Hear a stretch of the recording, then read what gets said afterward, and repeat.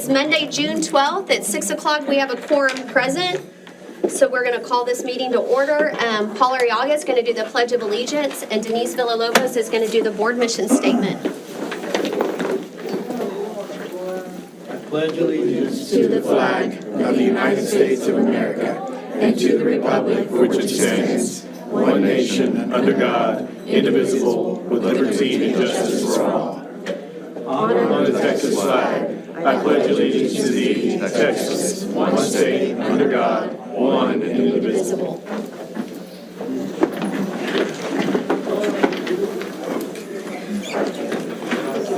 ahead, Denise. The board mission statement, Tolosa Midway Independent School District educates every student to be a lifelong learner, a person of integrity, and a positive contributor to society. All right, now we're moving on to our favorite part, recognition of students. Absolutely. If the board can join us, so we can recognize, I think we have swimming, softball. What else we have? Swimming. And what else? Softball And youth activities. and youth activities, correct. So swimming, Coach Alanis, the 4A Coach of the Year.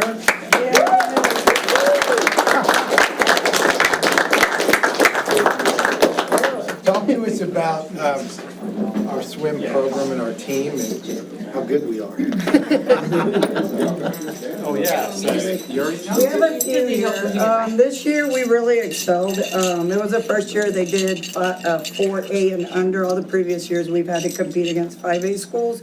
So we were really able to show what we're made of, and they did an awesome job. The girls and the boys team both were district champs. The boys were regional champs, and the boys were also runner-up state champs. We have a lot of new district records, a lot of regional records, and now we hold state records. So it was a very impressive year. It was a very exciting year, and I'm glad that they finally got rewarded for all the hard work that they've ever done in all the years. This is Juliana Garcia. She was our diver. Yes. Didn't she have like a very Short period of time onboarding to train. Yes. She pretty learned amazing. 11 dives in like 2 months. Made it to, she was district champ, region champ, and then made it to state and was in the top 3. She got a medal. So that was awesome. Next, I have Ashlyn Havelka. She's all district, and she also made it to state. And regionals, breaststroke.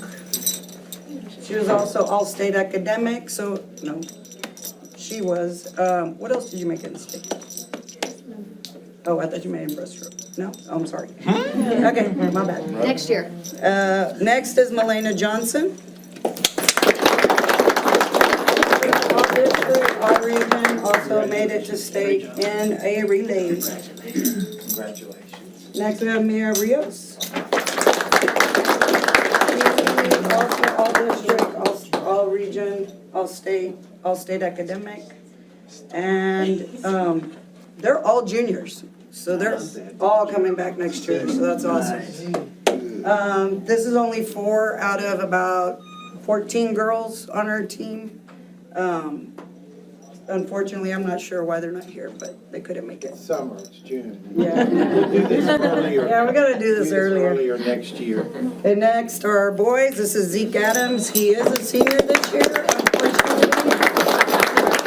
All district, all region, all state.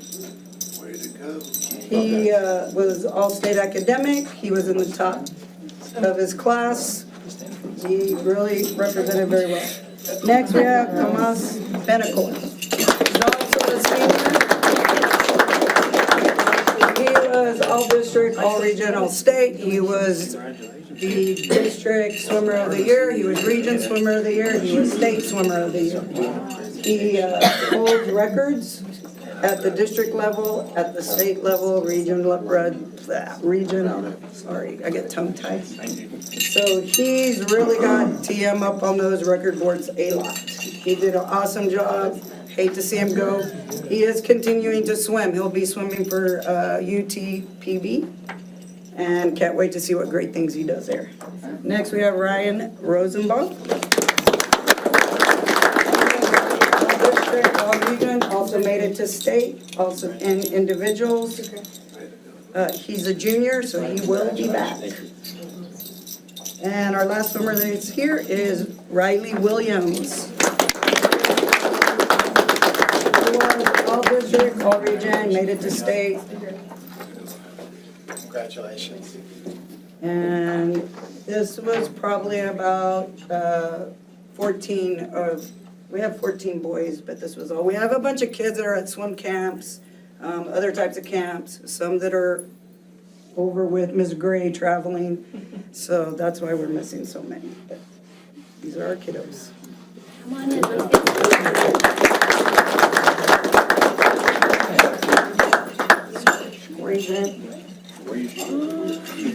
the kids are always taller than the board members. Janie and Ms. Rodiaga in the front. All kids in red. There we go. All right, here we go. He's in there. Look over here. 1, 2, and 3. Got it. Okay, don't go anywhere though, Mr. Emetry.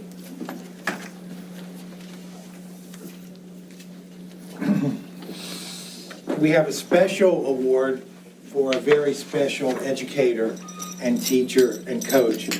The class conference 4A swimming coach of the year, Miss Anna Alanis.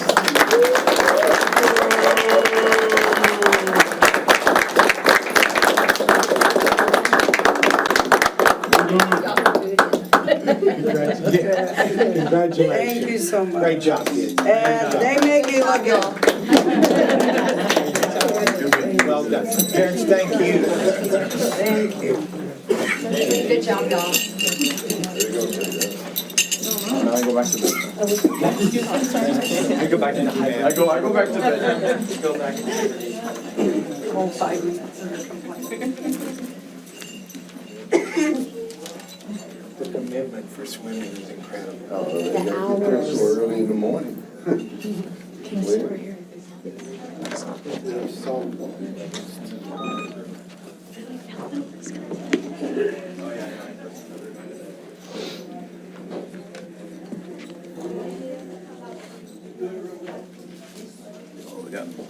Next is softball. Is Coach Daly on there? He's right here, sir. There you go. All the way over there, Mikey, sorry. Talk a little bit about your program. Follow her. Hi, how's it going? I'm Coach DeLeon. This is my softball team, or some of them. We are very, very busy during the summer. They're playing, they're at tournaments. I have some at camps. I have one out of the country. And so, but I'm so fortunate that we had some girls that were able to show up tonight. These girls had a very, very good season. We came third place in district out of a very tough district. We went to 2 out-of-town tournaments. We went to Pearland and Brenham.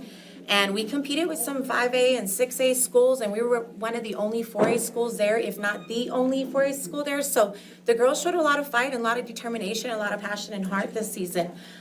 We did make it to playoffs. We were by-district champs, and we were area champs. And then for the regional quarterfinals, we did come up short. But to get to the regional quarterfinals, these girls fought against a very, very tough Floresville team, a D1 pitcher. We were behind. These girls scored 4 runs in the last inning to come back and make it to the third round of playoffs. And it was just phenomenal. So not only are they good on the softball field, but they're also good off the field.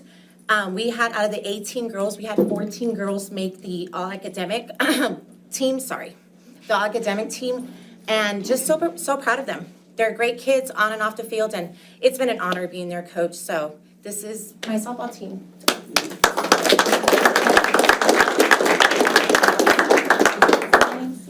All right, the first one is freshman Kayla Boone.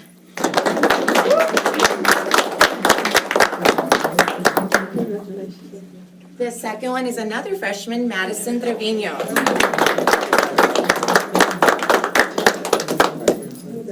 Junior, Danica Salinas.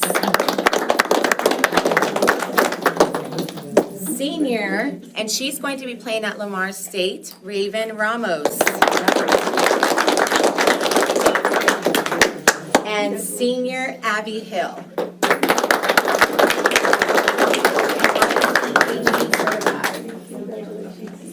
And I also would like to thank my coaches. I did have lots of great help this season. I have two of my coaches here, my assistants, and I wanted to go ahead and introduce them. I have Coach Kalunga, who's been with me for the past 10 years. And then we had a new coach join our staff, and he's actually a TM alumni. He played baseball here, Mr. Coach Jonathan Gavon.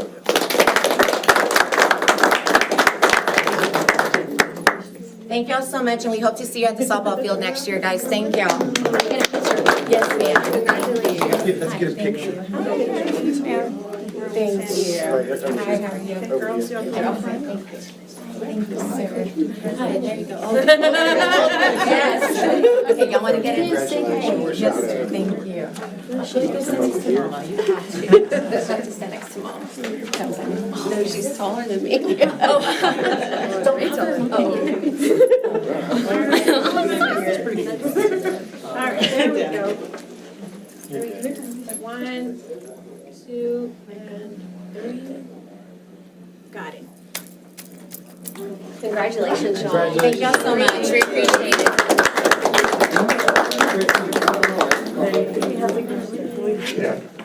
Thank y'all for recognizing the girls. Appreciate it. Thank y'all. Thank you. Raven. Oh. I want to get a picture. Coach Raven, Coach Raven.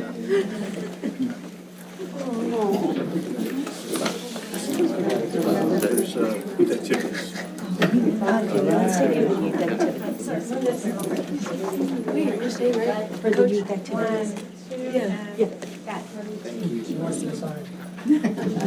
Take care.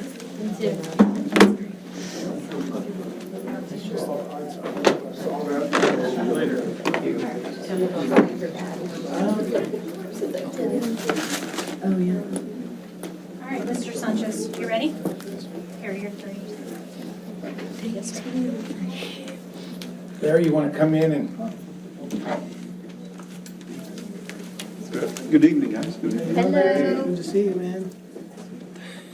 Larry, I just have to say, as someone that was unfamiliar with your program and had a kid that participated in 2 sports, unbelievable experience. Having the kids coach and the way it's set up is the best I've seen. Congratulations. Thank you, sir. I kind of feel like I need to ask for homework from these students. I think half of the board are former students. I've worked with Janie, and Leo's been a good friend for many years. Matter of fact, Leo was one of the first recipients of the Leo Rodriguez Award. No surprise. But before I hand these out, and I appreciate the kind words, Mr. Vimetri, but I just organized it, and I'm somewhat smart enough to just get out of the way, and I'll let the coaches do the program, and they do a great job. And just to let you, before I give this out, I want people to know who Leo Rodriguez was, and then that'll give an extra meaning, and also give you an insight of why these 3 people are here today. About 20 years ago, we had trials for basketball for the little kids, and we get on Rick Chapa, I think, and we were on the phone, we're calling, trying to get coaches, and I called Leo Rodriguez, who I had never met before, and his wife used to be the choir director here at the high school. And so I called Leo and I asked Leo, said, can you coach a basketball team? And he said, well, I don't know anything about basketball. I said, well, you don't need to know anything about basketball. Oh, no, it was football. It was football. I said, you don't need to know anything about football. All you need to have is, all you need is time for the kids. Just give time for the kids. And he said, yes. And for 17 years, for the next 17 years, he served as a volunteer flag football coach. As a matter of fact, this time every year, he would call me and say, Larry, don't forget, I'm going to coach the Cowboys. Give me the Cowboys. Give me the Cowboys. And then about 10 years ago, right during this time of the year, he passed away, had a massive heart attack on the golf course. And so, this is the kind of people that we have, that continue to have, that we have in the community, and we continue to have. And they serve, and they're a very good illustration of who Leo Rodriguez was. And so when you get to receive this, when I present this to you, I want you to know that you're receiving more than just an award. You're receiving something that's part of an individual who was like a brother to Leo Rodriguez. First, we have Wolfgang Lopez. Wolfgang Lopez is a senior, graduated, and is going to play tennis at Texas Lutheran. And all these three gentlemen, anytime I needed something, they were there.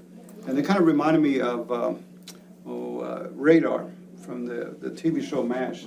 A lot of times, they already were doing things before I even asked. Well, you're too young. You guys are too young, so you don't know who Radar was, the character.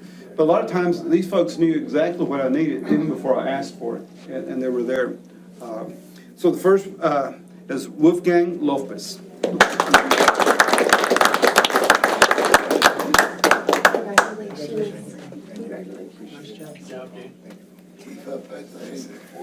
The next is Aiden Modine. Aiden Modine is also graduated, and on July 18th, and July 17th, he'll be going to San Diego, where he's going to be a Marine. So he's going to be in boot camp on July 17th. And I have a very soft place in my heart for Marines. My older son's a Marine as well. Congratulations.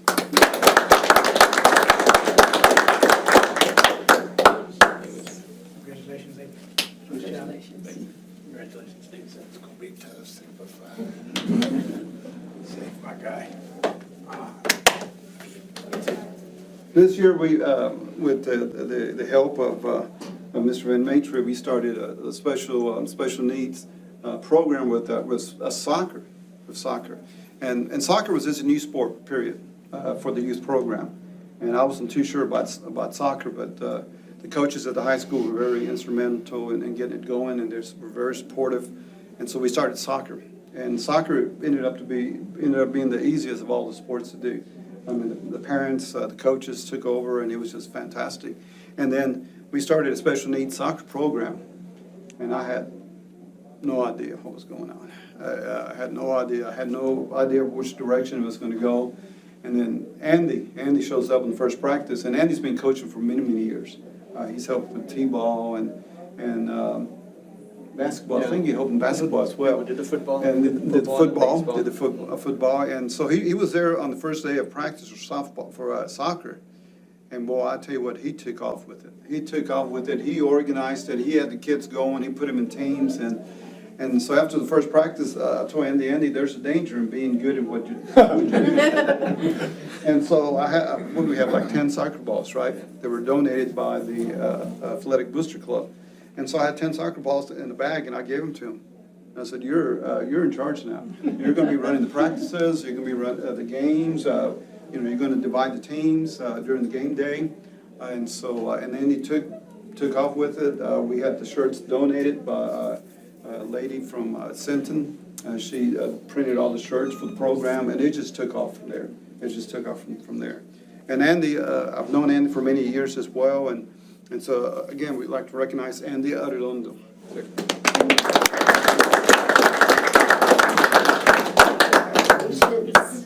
His whole family is, congratulations, a bunch of servants. Thank you, congratulations. And I also would like to say the last few words. I want to thank the board for always being very supportive of the program. Anytime we need something, or we need some kind of direction, or we need anything, the board's always been very supportive. And it's a very unique program, and that I don't know of any other school district that does it. And we run the program real simply. It's like a Saturday afternoon picnic. It's a Saturday afternoon picnic. We've never had a forfeit. If we don't have enough kids that show up from a particular team, doesn't make a difference. We'll get team members from other teams, and they'll join in, and we'll play. And we're out there to play. But again, I do want to thank the board for just being there for the program, being there for the kids. Well, we appreciate you running Yes, it. yes. It's a lot of work. I just want to say one thing. This, the special needs program for soccer this year is the first year we did it. Yes, I stepped up, but I can tell you right now, all the parents have already asked if we're going to do it next year. All the kids have asked if we're going to do it next year. I'm putting my foot on the line. I told them all yes. I said yes. Because they, all parents and all kids want to do it again. And they were happy. You know, they were out there playing, kicking the ball, moving, they were running. You know, they were talking with each other, so they had a great time. It was a good experience for everybody. But this definitely was the first year we did it, and it was a good one. It was good. Congratulations. Get them on that brand new turf field. Yeah. Let's take a picture. I'm gonna have to get in front of you. Come on, Jamie. All right. Okay, Larry?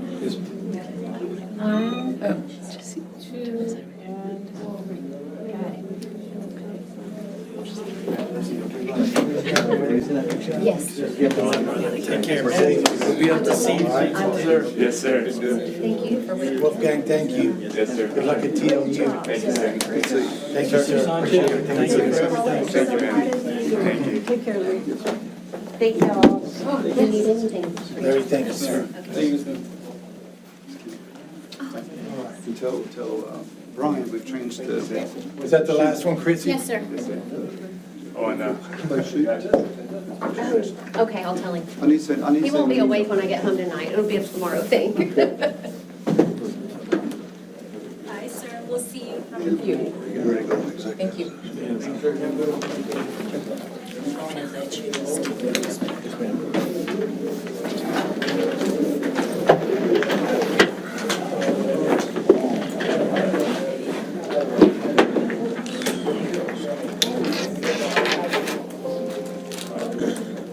Do we have any public comment? No. No?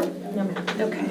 Moving on, we're going to start with closed session tonight. The board will convene in closed meeting as authorized by the Texas Open Meetings Act to discuss items allowed by the Texas Government Code, Chapter 551.071-.076, .082, .0821, .083, .084. It is 6:22 PM and we are in closed session. That's off.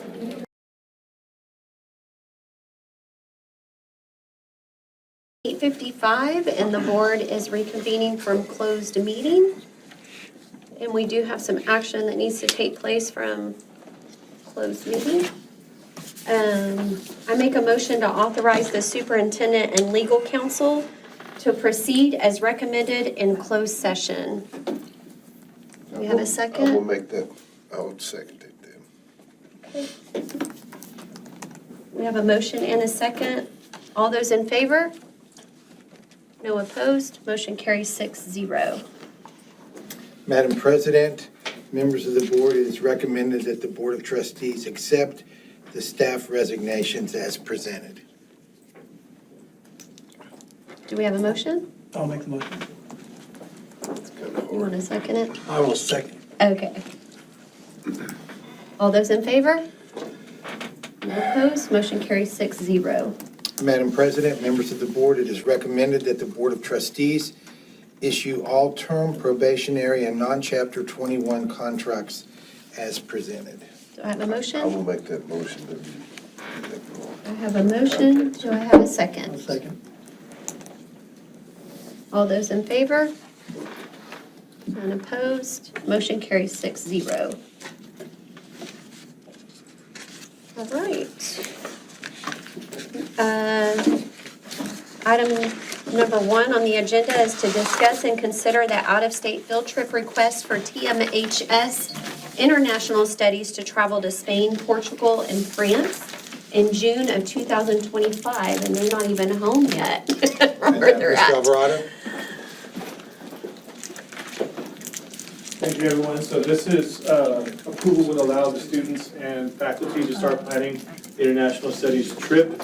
And then they do have fundraisers that they do set, so this allows them the greatest opportunity to get those fundraisers done. That way they could raise the funds so they could go. It's an excellent opportunity for our kids to learn about different cultures, different varieties. They don't really like the food, but they at least put in two. At least that's the consensus, that there's a lot of ice cream being eaten because the other stuff wasn't. Is that why they're eating all the ice I cream? think so, 'cause it- I didn't put that together, right? Because they don't, yeah. What? Cultural cuisines. you know, they said no more potatoes. They Yeah, said. I said with England, Ken that would've stuff been is happy. bland. So this would be for them to go to those three countries. Obviously, it is subject to change because of the way the world works, but this is where they would like to go for 2025. Anybody have any questions? I think, like I said, on all of these, it's a great opportunity for I all agree. the people to, kids, it once in a lifetime thing, They don't get to see stuff, they don't get, like you say, introduced to different cultures and food. And it's a great learning opportunity, and I'm glad that they can do it. Sure getting more expensive. Yeah, it's getting more expensive, but Did your daughters go on any of these? Well, my first two did. All right. Madam President, members of the board, it is the administration's recommendation that the board approve the out-of-state field trip request for TMHS International Studies to travel to Spain, Portugal, and France in June 2025 as presented. I will make that motion. And I'll second that. All those in favor? Motion carries 6-0. Number 2 is report on hiring process. Ms. Elizondo? Yes, members of the board, this is just a little report, and I think that we just kind of wanted to bring you up to date as far as the hiring process, and I think you're very aware that the principals are the ones who interview first, and they check all the references, then they refer them to the HR department. We look at all the credentials. I do meet every single one that we bring before the board, and we look at all their teaching credentials, and we look at their criminal history background check. Then we make the recommendations to you. As of right now, we still have 6 openings that we have not been able to fill yet. Then we have, the high school has 2 spots for ROTC, and we don't have any applicants. We had 1 applicant, and that was Mr. Betancourt. But that was a long time ago. He was one of the first ones who applied, and he has taken a job somewhere else. So just to make you aware, right, Dave? No, Yes. 0. Now, you've talked to their commanding officer? Yes, and I talked to Commander Hartman this morning. He said there are about 5 other ROTC positions in our area, and none of them have applicants. Big shortage in the ROTC. Just want to make everybody aware. And the high school also has a business opening, and that replaces Mrs. Laredo. So they had interviewed 1 person already, but they would like to continue looking, so they weren't ready to make a recommendation tonight. The middle school has a special education coach. We already have someone that we believe we're going to bring forward at the next meeting. We just hadn't advertised the position for 10 days, so we could not do that tonight. And they are also looking for a science teacher. We believe we already have a candidate. He's waiting for his test scores. He just tested on the science this Friday, and he feels very, very confident. So we have 2 of those people. Intermediate, everything's filled. And the primary has a bilingual teacher that we offered a letter of intent to, and they said they would come, and then all of a sudden they said, no, they're not coming. They're going to stay in CCISD. So we do have a bilingual opening. We do have 1 young lady that we talked to today, but she's waiting for her scores also. Everybody tested Friday. So we do have about 3 candidates that we're looking at out of those 6, but they weren't ready for tonight. So basically what this means is that these people here, these candidates cannot start, because we're going to start on the 10th, until we have another board meeting. And I believe Mr. Van Matry is going to try to have another board meeting pretty soon. Tentatively, if it meets your calendar, July 10th, there'll be opinion survey. No, but we need to do it before that, don't we? If you do Because on the 10th, they'll be missing 1 day, because they start on the 10th. I don't want them missing one Yeah, day. you don't. And we have a new teacher orientation on the 7th. You know, that helps me too, because I go on FMLA July 10th. I would have to Zoom in. What about June 26th? I won't be in town. You won't be in town. When will you be in town? It doesn't have to be on a Monday. I'll be back the 28th. What about the 29th, which is a Thursday? Special meeting on June, I are don't you get out back of till town? July 3rd. I'll be gone from the. I'll be gone. From the 17th to the 3rd, 2nd. This is, you're saying June, right? Yes. How fast do they I'll be get on. test scores back? They said about a week, they said a week and a half to 2 weeks, so I think that we'll start seeing. I can some- Zoom. Yeah. I Okay. can Zoom, I mean, if that helps. Are you in town on the 29th? No. Can you Zoom? Yeah, I can Zoom. Everybody else okay for the 29th tentatively? Or that leaves 5 to be There's, here. there's several things I want to do on that one. I want to, you'll get the results of the opinion research, so that's going to be very interesting to look at. I'm going to see if Victor Quiroga, if he doesn't come down on the 29th, we'll have to have another one on the 10th. And he's going to give first look at bond financials, because if we're going to have a bond, it's got to be called in August. And then Philip will have budget information. Tonight's the first night of looking at the budget, and he'll follow up with that. So it won't be huge, but it's necessary stuff. So Chrissy, if we could calendar the 29th of June. Okay. And that's really good for me because I'm still not a caregiver on the 29th. I just wanted to give you an update as to where we were tonight, after the hiring. Thank you. Thank you, Anna. Tell I'm looking forward to that, Paul. Tell I'm looking forward to that new assignment. I can tell by the look on your face.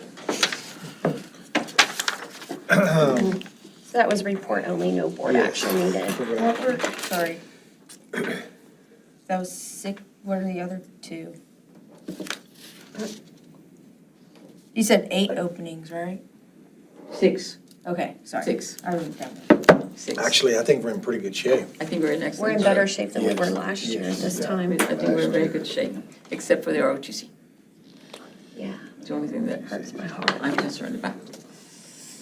All right, next on the agenda is number 3. It's just a report on the DAEP facility.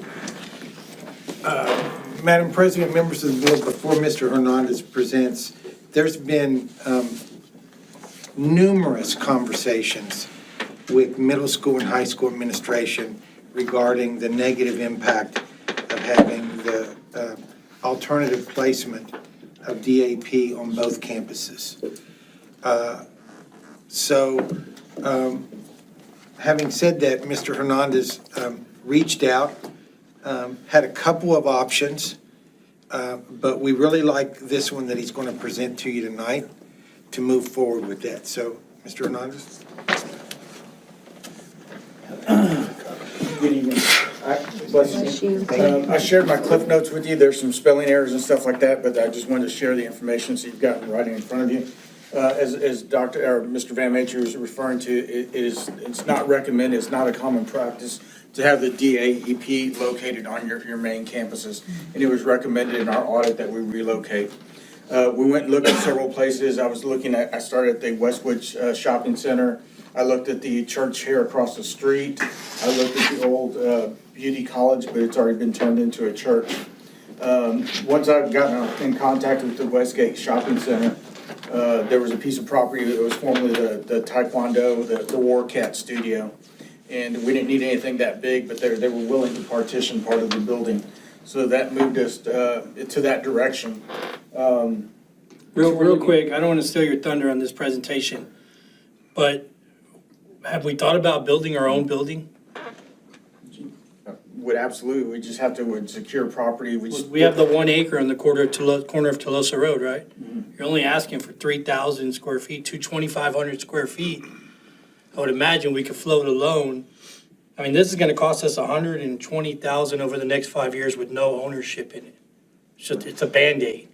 Remember, we wanna get away from the Band-Aid mentality. This is just me talking, I mean, I'm just talking out loud.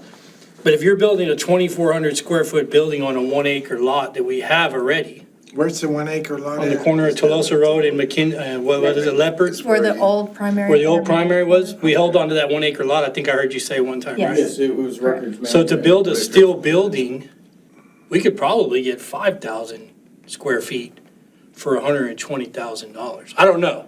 We could. And I think you could float a loan and pay this same amount. Square footage for construction's what, $600 to $800 a square foot right now? A little bit less than that, but it's up in that value. My question would be for Denise, is that a buffer zone? I mean, originally, the Flint Hills secured that land, that area, because they didn't want us to have kids there. Yeah, if we own the property, and we own the property, everything else they bought out as the buffer zone. So I feel like that's why they would have left it. We're right there at the edge of Yeah. we're right next to the buffer zone, so. Yeah. I mean, they let them build a credit union on the corner over there, so, you know, Well, by 37, they well, built that it's- credit union within the buffer Yeah, zone. and it's If that- abandoned, and I looked at renting that Yeah, one too. but I just think we should be looking at, Yeah. what is that cost efficient for us to get a I loan? really haven't given it any thought to build a new DAP. I know we can't have it up by the time the school I year mean, we can, starts, I yeah. mean, we're already talking about housing them anyways in the ag building, or even for a year, okay, rent this for a year while the construction's going on. It can't be, 5 years though, isn't it? Isn't Well, that part of the I- negotiation? I pushed it out. I mean, we could shorten it. He really didn't want to do a long-term lease. he's got a lot of empty spots there. I think we can hold upper hand. We have some Yeah, I mean, leverage. I think we got some leverage on what he wants to rent. I'm just talking out loud. But I think it's something we should look at in building our own building there, and then you have it forever, right? Yeah, you grow out of it eventually. Hopefully not. Hopefully not, but if you grow out of it. Not out of that one. Yeah, say you Wanna do grow out of it. that one. Say you do grow out of it, and later on you get a bond to build a new one, well, that could be your new admin building, that could be your new transportation building, like you can reutilize that building, so. I didn't want to steal your thunder on all this, but Oh, I no. felt like, I think this is good, but I want to get to where we're thinking. This would instead of- definitely work for Instead of this year. Band-Aid, let's think, what can we own, what can we have ourselves? And So would the recommendation be to shorten the lease? Yes. Okay. Let's do that. What would you? How much, well, before we go there, how much investment are we going to make in infrastructure with technology? We're probably looking at about 75,000. That's a lot. Yeah, and then you look So you too, can we pick also that got and- costs coming from the renovations at the barn classroom is gonna need renovations too, right? It says here, new facility will require some renovations time. No, that's here at this facility, so we'd have to renovate. The restrooms are not ADA compliant, so you have to bring it up to, city code for an Isn't educational he facility. funding that? Yeah, it says he's funding it up here, but I'm just looking at this last bullet per second. It says will require some reservation time. Plans are to start DAEP and ag barn and then transition to new facility sometime when renovation, security, technologies are complete. So you're saying the ag barn's plug and play right now? We put them in there and everything's We good? don't need anything with the ag barn, do we? We'll run out of time when we start getting to show time in January. It would need to be, you have to find something. Would have to be empty. Because all the Well, animals we and have everything. 2 months at the most? 3 months. Okay. Yeah. But are there But- places you can rent for the ag barn to not run out of time? I mean, those are things we could think about, right? Is there spots we can rent? It's the Agborn classroom, which is the little room that they have there. That's where their kids are. Is that where people voted? Yes. Yes. Okay. There's a classroom right off to the corner there. In order to keep the facility empty, or you're not supposed to mix DAP kids with regular kids. Correct. So in order for those two not to mix, when we get around showtime, which is January, that's when we're gonna have, luckily we passed the calendar that we have a good chunk of it off. But you would have until now, until that particular point where we might have to consider, because kids will then start going during the day to go get ready. I mean, you may even have to consider bringing them back to the campus for a short period, I mean, to make it work, right? It's You something could like consider, I know nobody wants to do that. Those rooms are being Now, used we're though. turning that into cosmetology. Well, again, that all needs to be thought about in this plan. If you do decide your own building, there's gonna be a lot of things we're gonna have to reassess, but I really think, my opinion is, we should really look at building our own building as opposed to leasing. If it's cost efficient, if our ROI, if our return on investment is 5 years, I think that's very cost efficient. You know, if it's 20 years before we get our money back and the interest rate's 12% and we can't do it, then Phillips should tell us that's too expensive. But I don't know, I mean, Phillips got good credit, he's got good credit. We get a good low interest rate. So anyways, I just wanted to put that. This is all funded with state comp ed money, correct? I'm assuming the rules for allowable expenditures for state comp ed hadn't changed, and we couldn't build a facility with those funds. Although, I never thought we could use federal funds to build stuff, and we can now with ESSER. I never thought TEA would say you can supplant, but they do now. What about portables? I mean, I don't know how much a portable costs, but we would have to have two, right? We'd have to have one for middle Yes. school and one for high school, so we would need A separate area. two portables while the building is built, if you wanted to go ahead and use the, That's probably 150,000. okay, okay. Easy, 150,000. To buy them. Yes. Yeah, to get it. Yeah, but you're just gonna lease them until you build your building, it's not that cost. I mean, people will move in a trailer for you relatively cheap and rent it to you relatively cheap if you're gonna do that. Again, there's a lot to talk about, but just stuff to keep in our mind, you know, if it is possible to spend that money. See what's the shortest lease we still agree to. Okay. And that'll give us more time to flush this out. The main thing is, so about 25,000 is for the fire and safety. The good thing is, the equipment that we're gonna install, we use in all our campuses. So the fire panel, the pool stations, the detectors, we'd be able to repurpose those for our campus use. So any investment we're making, On that. it's reusable. The bridge for technology is looking to use a wireless bridge from the middle school over there. So it's the least amount. We're looking at a couple of thousand, maybe 4,000 or 5,000 for a bridge. So we're trying to do this as cheaply as possible. So if we were to shorten our lease, I think we could get our money for it in 2 years, and that would allow us to secure the property, build, and get all the drawings and go.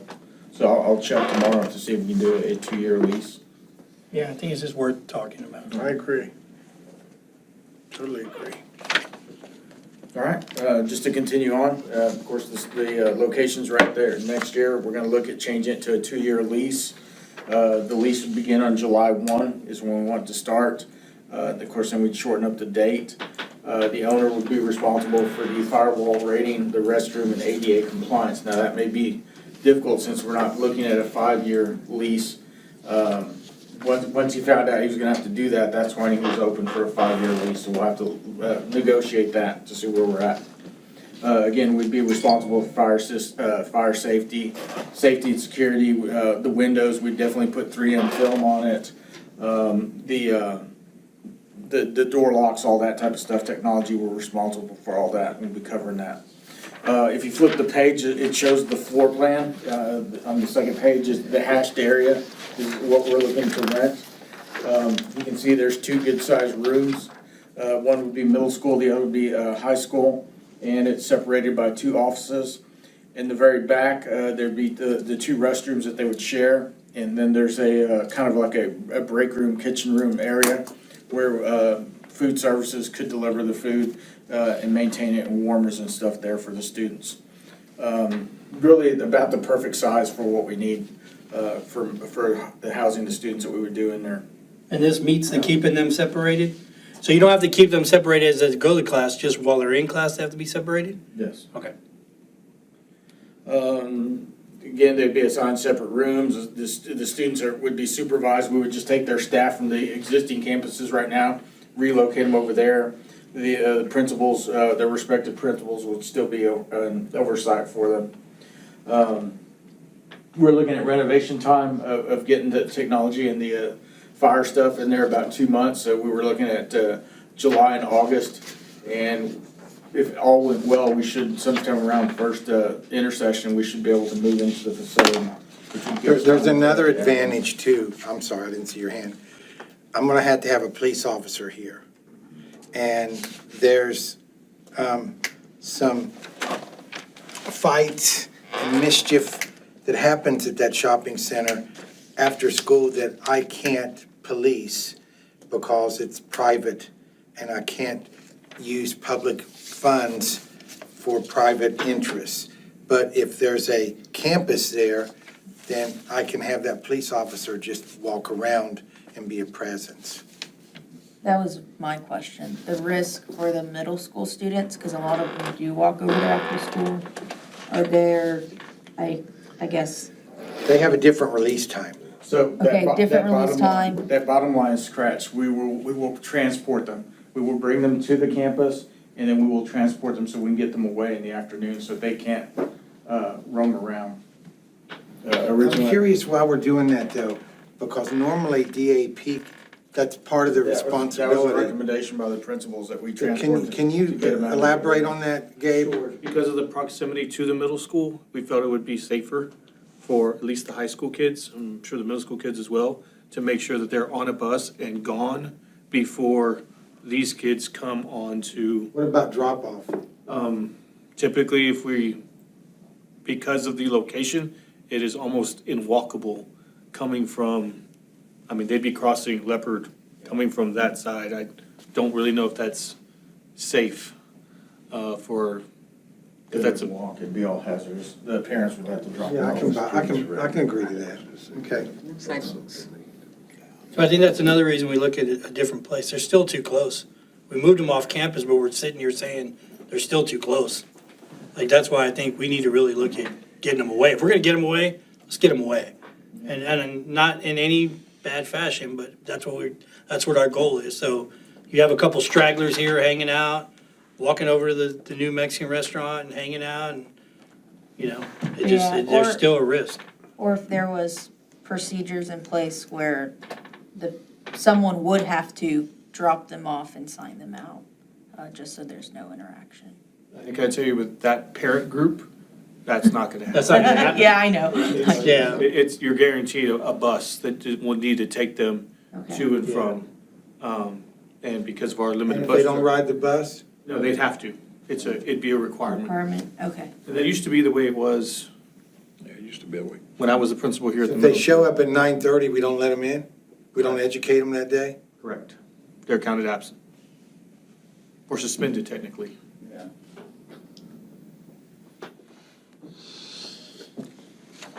Okay. All right. Any other questions? I think I got a clear idea. I'm gonna look to shorten the lease up to 2 years and then explore building a facility. That's pretty much the same. Any other questions? Comments? Okay. Moving on to number 4, which is a report on security and safety. Mr. Hernandez also has that. All right, good evening once again. Just to reiterate, we had our first safety and security meeting of the 23-24 school year this morning. We've already set the meeting dates for the year, August the 3rd, October the 5th, February the 1st, April the 4th. I think we have a really good committee. We've reached out, of course, we've always had Officer Flores. We've extended to get the fire department involved in it. We're looking for John Honeycutt. He's the one who does our inspections of the building as a member of the team. We're reaching out to DPS, the sheriff's office and everyone, so we should have a fairly comprehensive team together. Took about an hour and 45 minutes this morning. I think it was a really good meeting. Just to review some of the things that are in place already. Of course, we're doing the daily door sweeps and maintaining the logs. We've had to do that since the start of last school year. Over the summer process, because we have students at the high school, we're still required to do the logs and maintain all the security features at the high school. We added unarmed security guards at the high school, at high traffic doors at the high school, door 28 and door 8. With the fencing around the natatorium area, we'll be able to relieve the security guard at door 28, but we'll probably be using their services elsewhere in the building. We installed some additional cameras. I talked to David, Technology installed 9 additional cameras on the perimeter of the high school, and they replaced a number of cameras that weren't working. Again, we need to update our camera system. It's severely outdated and can't run into the newer technology that we need. We started fencing in secured areas, like the vocational parking lot. We closed off access to parking back there because we had issues maintaining those gates closed. Once we removed parking access, the area became very secured. We started adding fencing like we talked at around the natatorium. We're in the process of getting all that secured, and they did some of the fencing over at Intermediate. We did the keyless systems, the card swipes or fobs. We tested the 3 areas, and again, we've determined that the primary is the best system, and that's the system that we want to continue and mirror at the rest of our campuses. And we'll continue moving forward with that. Additionally, vendors, contractors that were in the building, as well as visitors, must be escorted by district staff during the day during school hours. We don't allow anyone just to wander around the building. If it's a visitor, escort, or contractor, they're escorted out so that they can't prop a door or leave any of our doors left open. Projects that we're looking for the 23-24 school year. Of course, next week, 3 of us will be attending, myself, Ms. Vega, and Ms. Mugi from the high school will be attending the school safety conference in San Antonio. We hope to get a lot of clarification on the new House bills and what's going to be expected of us the next year. This morning we found out that the security administrators need to be trained in the National Incident Management System, NIMS. They're offering training. Our goal is to get the team, the administrators on that team, trained by December. We should have all them done by September, hopefully. The EOP is a living document, and this year we'll have to revise 3 areas, and the deadline for that is October the 25th. So we'll make sure we get that done. We're in the process of fencing in the high school natatorium tennis area. Vape detection, we'll issue the PO tomorrow to NCS to get the halos installed in the middle school and high school restrooms. Again, it's about a 5-week lead time on that, so we're going to be cutting it close. We should have the majority of them installed before the start of school, but we may have a few restrooms short. The metal detectors, again, for middle school and high school, again, we'll issue that PO later on tonight. One of your agenda items is to put us on tips. We're not a member of the co-op of the purchasing co-op for any of these vendors that were selling the metal detectors. So you approve that tonight, and then tomorrow I'll be able to issue the PO. It's 6 to 8 weeks, and hopefully I'll get those on time. Clear backpack policy for intermediate, we've covered that. We talked about the Navigate 360 deployment and getting all that done. Practicing the reunification drill in 2024. I can't remember if I discussed, or I think I did, maintenance and operations staff in uniform, so they're easily identifiable. I thought that was really good. We talked about that in the community meeting. That's something that really is, and they are hard to determine who's, so that's a really good idea. Yeah. Reserved parking spaces for our police officers. That was something that was brought about by our insurance company when they were doing the inspections of our buildings. So at each of the campuses, we'll make sure they have easy access. And then we talked about the 3M film on getting those on the high visibility windows and entrances. I think that's my 3rd time today to give this presentation. It's my 2nd time. You did great all 3 times. Are there any questions? Yeah. Yeah, can you just talk through, I guess, the approval process between the site-based committees to the safety and security team to yourself to the board, and what qualifies as something that would need to go up the chain? Can you say that one more time? The approval process between the site-based committees, the safety and security committees, yourself and the board, and what items qualify as needing, Board approval. yeah, or just going Or just higher in the coming- structure. It's it's hard to identify exactly what would qualify as governance under a site-based decision. They're all advisory in nature. However, even if it doesn't meet the specific rules and responsibilities of the board, if it's something that I think is a high,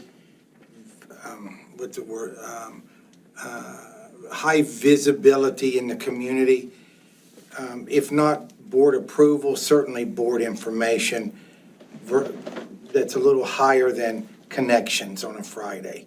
It would come here. But I don't know if I have a specific matrix of this would go to the board and need board approval, this wouldn't. Probably not the specific answer you're looking for, but I'm not so concerned about board approval as I feel like if we build the team on the safety and security that we talked about today with the external resources, like those are the experts no doubt. that should be either pushing down what we should do or signing off on recommendations from the campuses. In an advisory form. I don't know what that means, but That means they're advisory. They're not. giving us information. They're not going to mandate. That comes from that Okay. office. okay, got it. I lost my train of thought there. I was going to add something to that. There's also the, incident, threat assessment. Threat assessment. That's also at the campus level. Now, let me tell you what I struggle with the threat assessment. The community wants to know a threat, and they have a right to know a threat. So where I draw the line in notifying the community, sending out a Facebook post or a remind is if the threat is a threat to the campus, like I'm going to bring a gun tomorrow, then it goes out. If the threat is narrowed to a kid brings a knife and there's no threat, but just brings a knife and that information goes out and that can be tracked back to that particular kid, then I generally don't release that information for FERPA reasons. But I always struggle with that. Where do you draw that line?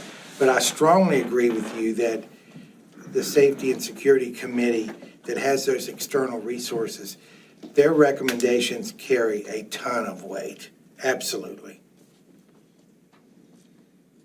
Does that somewhat answer your question? Yes. You can say no. No, I'm good. Okay. And to elaborate just a bit, this is all new. And I would say a year from now, 2 years from now, I may be able to answer that better. Yeah. I mean, I could see that. in 2 years from now, we'll have a bond package that would have hopefully solved the majority. All of our problems. Yeah. Issues. We're gonna get it. Yeah. We're gonna work hard. A bond will truly help. It'll help, yeah. Okay. All right, Any other questions? Is this your last presentation? You have more. I All- got two more. You got two more? Oh, man. All right, thank you, Patrick, for that report. All right, number 5, discuss and consider approval of food service community eligibility provision, CEP for all TMISD campuses for the 2023-2024 school year. Mr. Carroll? Or no, that's Patrick, that's you. I was like, Yeah, I was when thinking. did Philip start taking care of Well, food? it's money, and I'm always thinking money with Philip. I can try to explain this to you. Go ahead, Patrick. All right, so last year, we had been on CEP for 4 or 5 years because of Hurricane Harvey, and we came off of CEP last year. At the time, we decided that it was best if we kept going for 1 more year. Unfortunately, the date for us to declare CEP had already passed, and our only option at the time was to declare universal free, which required us to pay out of the general fund balance. In looking at last year, we've already done the calculations, and by going universal free, it cost us $282,702.60 to go free. That's what we're gonna have to pay out of the general fund for the 2022-2023 school year. The deadline to apply for CEP is coming up. It is June the 30th. We can apply for CEP, and the cost of going to CEP is down in that chart. The cost of going to CEP is determined by the percentage of students at a campus that are on the direct serve list, and then multiplied by a factor determined by the Texas Department of Agriculture, which at this time is 1.6. Based on the snapshot from last year, if we went CEP at all the campuses, the percentages would look like that table down there. High school would be 67% free. ACC, of course, is 100% free. Middle school would be 84.2. Intermediate be 86.9. Primary be 96. And as a whole, the district as a whole would be at 83.51. In the 4 years that I've been working with food service, I was always taught or told that it was not cost effective to go CEP unless you were in the 95-96% range to pay for that. In looking at this, based on these numbers, we had Crystal. She used to be our food service director. She resigned from Sodexo and went to go work for the Education Service Center, and she ran all these numbers for us. It looks like when we go CEP, by declaring it this way instead of going universal free, it's approximately $132,000 that it's going to cost us next year if the numbers hold pretty steady to where we were at snapshot last year. The only advantage is that $132,000, because we're declaring CEP, can come out of the excessive food service fund balance.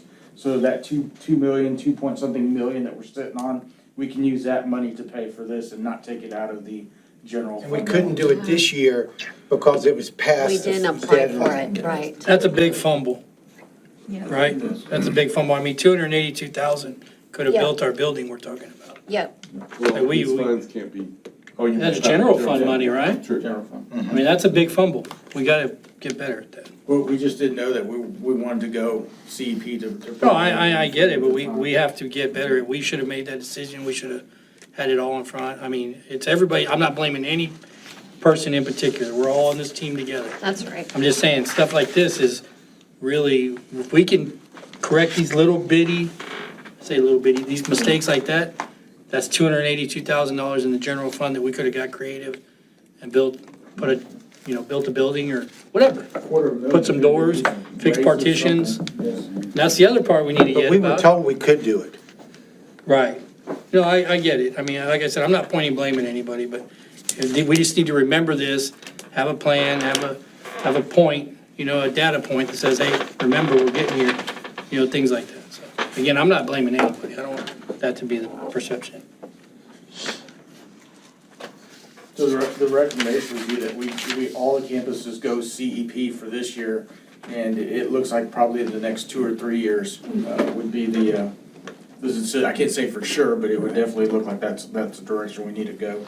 Well, I mean, especially if we can use that money, that excess funds that we have, to do that with. Now, we were told that we have 1 year to expend the funds, but there's no way. They always that- say, I know, there's no way we can do it. Yeah.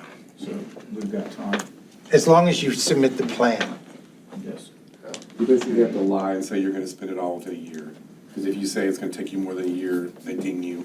So you have to lie and say it's gonna get spent in a year, but it's not really gonna get spent in a year, but you have to say it is. Gotcha.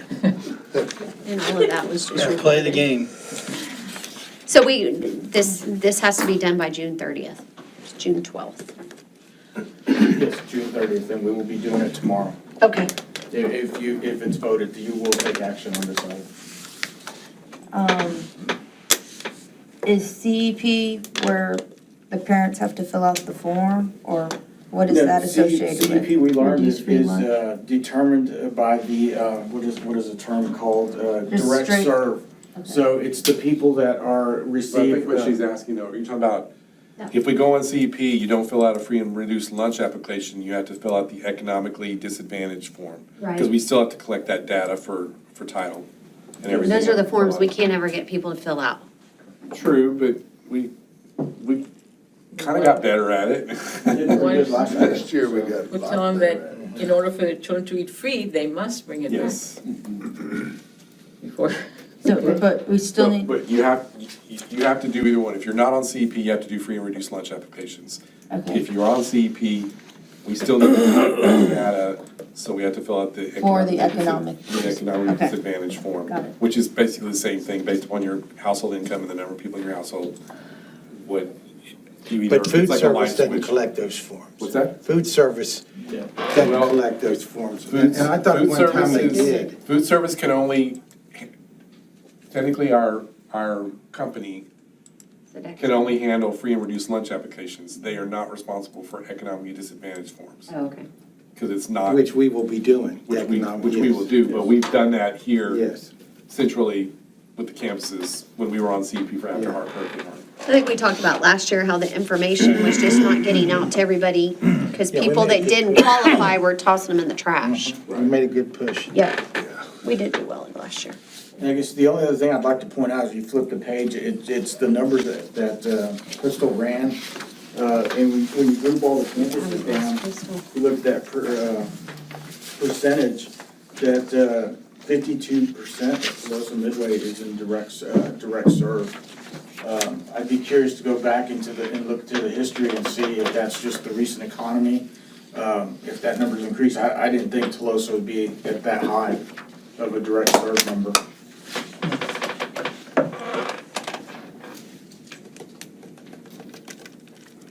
but, I'm sorry, direct serve does not equal economically disadvantaged. You still have to fill out the form.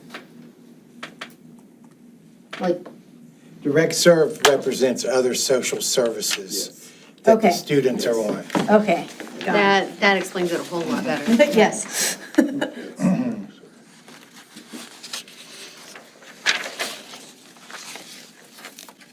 Any other questions or comments? 'Cause we have to take action on this. And Patrick, going back to safety and security, I'm under the impression that back lot is gates being open and people are parking back there again. Can we stop that immediately? I thought we'd done, Priscilla sent an email out this afternoon. I thought we'd done that, okay? I thought we did too. Okay, good. Sorry to regress, but All right, it's important. I would have forgotten about it if I would have. Any questions about the food service? This is not a part of the cafeteria table thing, that's the next item. Yes. Okay, sorry. No, I'm good. Okay. Madam President, members of the board, it's the administration's recommendation that the board approves the food service community eligibility provision, CEP, for all TMISD campuses for the 23-24 school year as presented. Anybody want to make that motion? Leo makes the motion. Any second? I'll second. Paul made the second. Because he's right beside you. All those in favor? No opposed, motion carries 6-0.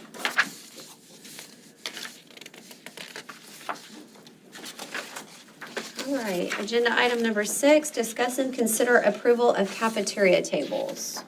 Madam President, members of the board, when, in going through the strategic planning process, we've had some extensive conversation on TM branding. And knowing that the cafeteria tables were in the process of being bid, I asked Patrick if we could look at branding our tables to more than what you currently see at any of our campuses and proudly display TM. So, and also knowing that this is an expenditure that can be funded through the excessive food service fund balance. They did it very quickly. So I wanted to give you some background on that before your presentation. Okay. We're in desperate needs of tables, new tables at the high school and the primary. The old fold-in tables are in severe need of replacement. Actually, I've had a couple of workman's comp claims trying to close those things.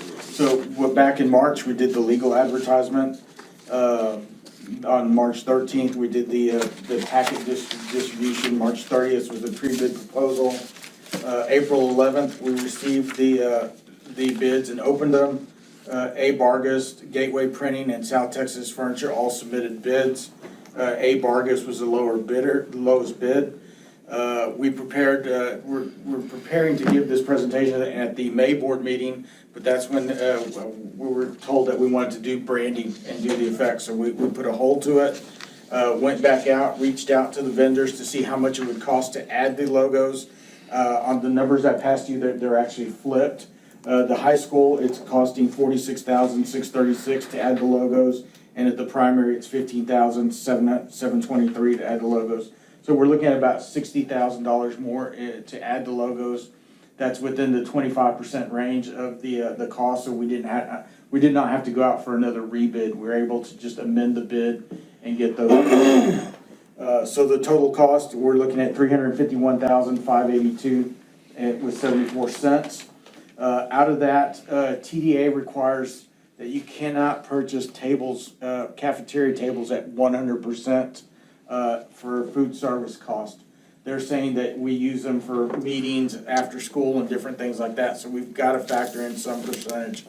I can get away with, I will be able to justify 95-5 split.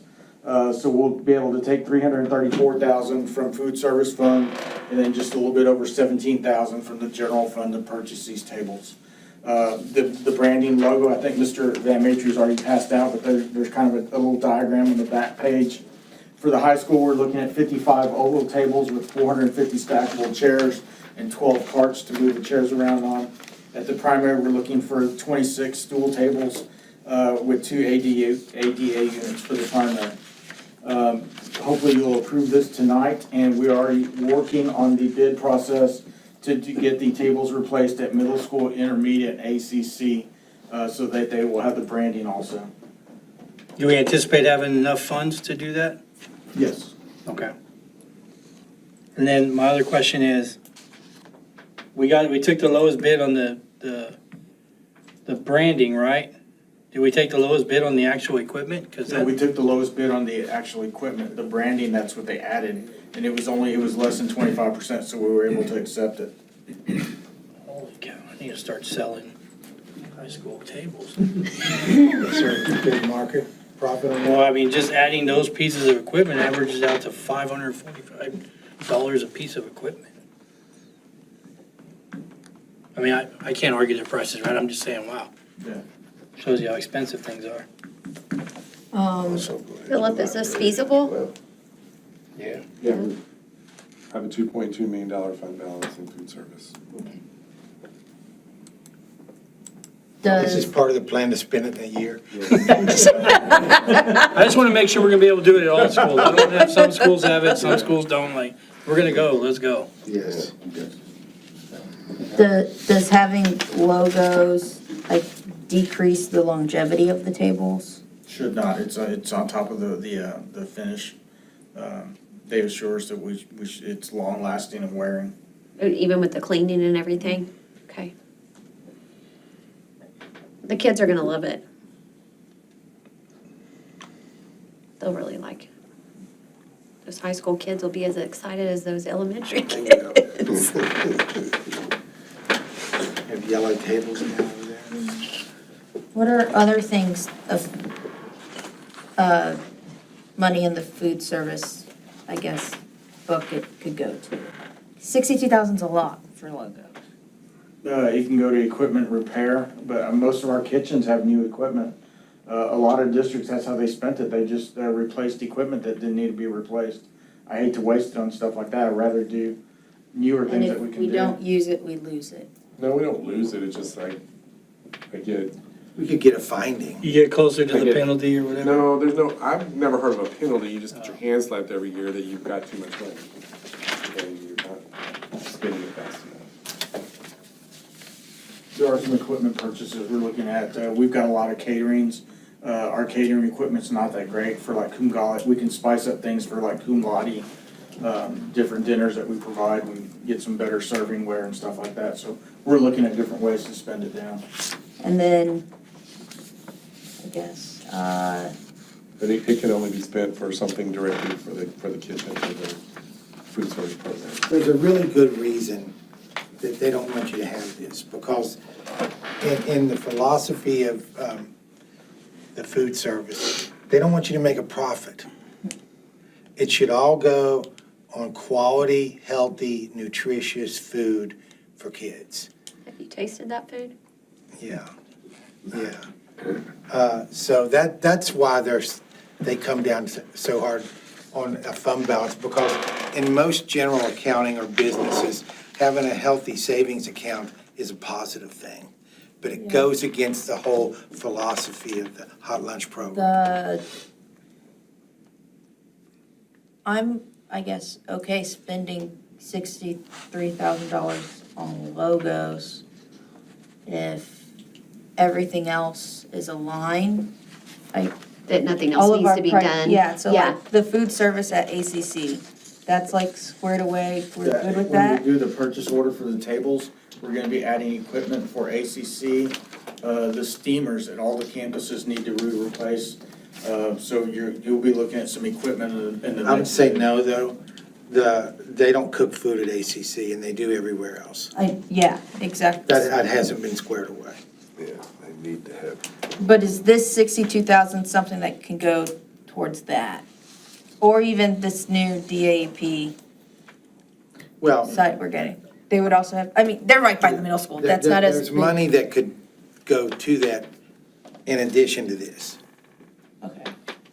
Because we have that much excess. That's correct. We're not breaking the bank doing the 62 for this. And I'm all for the branding.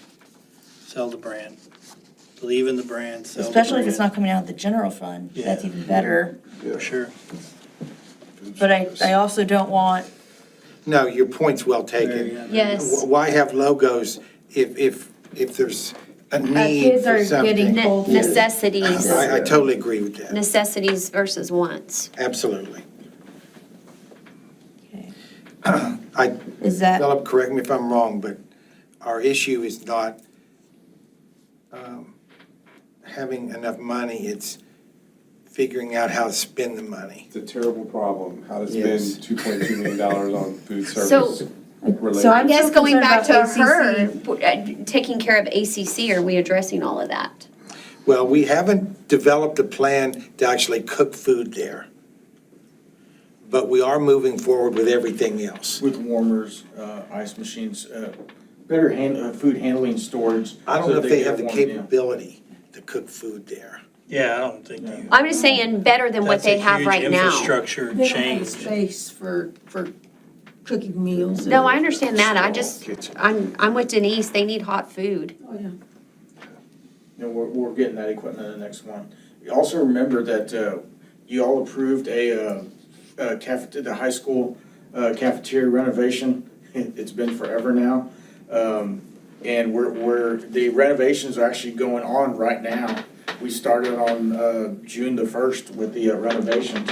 But we're kind of at, all the renovations will get done and they'll be in place, but we won't be able to turn anything on because of right now, the ship date for the electrical panel to run everything is February of 2024. Oh, my goodness. Oh, my gosh. We've instructed them to go, we've given the engineers the authority to any electrical panel at work. We're not, there's no preference to Eaton or. Time to rent a flatbed truck and drive over there. Where they at? It's just getting the parts. Road trip, me and Van Matry, road Let's trip. go. We can catch a baseball game somewhere in between, right? So we are trying to spend the money Yeah. wisely. Cool.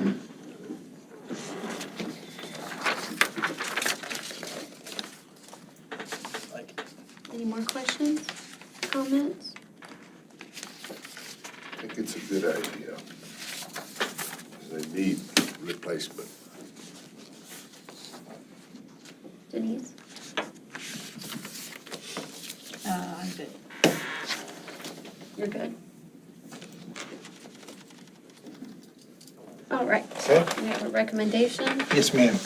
It is our recommendation that the district execute a contract with A. Vargas and Associates LLC for a total amount of $289,213.79 for option A of the bid package, plus the addition of $46,636.24 for 83 table logos at the high school and $15,732.71 for 28 table logos at the primary school for a total price of $351,582.74. Do I have a motion? I make a motion to purchase for tables with logos. Do I have a second? Paul, go ahead. All those in favor? No opposed, motion carries 6-0. Thank you. Thank you. Thank Patrick. you. Agenda item number 7, discuss and consider bank depository contract renewal. Now it's Mr. Carroll. Okay, we're required to have a depository contract. There's rules about how often you have to go out for bids. We went out for proposals 2 years ago, and we stuck with Prosperity Bank. And we're have an option to extend that contract 3 times for 3 additional 2-year periods. And so this is the first extension of that renewal. So we're happy with Prosperity Bank, so we're asking y'all to just approve another 2 years with Prosperity Bank. And this won't start till September the 1st. It coincides with our fiscal year, but we like to get it done in June. Only if they can get the spreadsheet the way Denise wants it. Right, That's Denise? not the bank. No, that's not the bank. I see. I'm fighting for you, Denise. I'm Thank fighting you. for Leo wants it too. They're like not in our district, right? Physically, no. How But did we? When I went out for proposals last time, I only had 2, I forgot, I did have 2. I had Plains Capital, and they're not in our district either. Which ones are in our district? Charter? The only bank in our district now is Charter, and they're not interested in being a government depository contract. No money it is. No, probably not. And they have to keep And they have collateralization. to keep collateral, yeah. Interesting. It's pretty close. That left our district. It's down by the HEB, that's our location. Yeah. Um, Because if we're going out of district, I mean, the world is your oyster type of thing. But do we have a choice? Yeah, because the one in district doesn't want They don't want to to. do business with. Yeah, so we're forced to go out, Right. but we only care about proximity or, Well, my choice last time was between Plains Capital and Prosperity, and I'll tell you, Prosperity does what some banks do. I pay absolutely 0 fees. Plains was giving us the standard one for every single deposit, it's a charge. For every single check that you write, there's a charge. There's all these service fees, which could be which usually with our volume, it's over $1,000 a month, and they don't pay any interest either. Prosperity agrees. The only expense, I have to pay for the check, we have to buy our checks, we have to buy our deposit books, but there's no processing fees that most banks charge. And they're giving us a little bit of interest, but we keep our money in the pools where they're making much more higher return on investment. We keep the minimum amount in the bank. So that's why we stuck with Prosperity, because they charge us absolutely no fees. If I have to do a stop payment, no charge. If I need to do a wire transfer, no charge. If I have to do any of the little things that normally you'd have to pay a service charge at a bank, Prosperity, we have no fees. So Prosperity's been good to us Yes. as a district.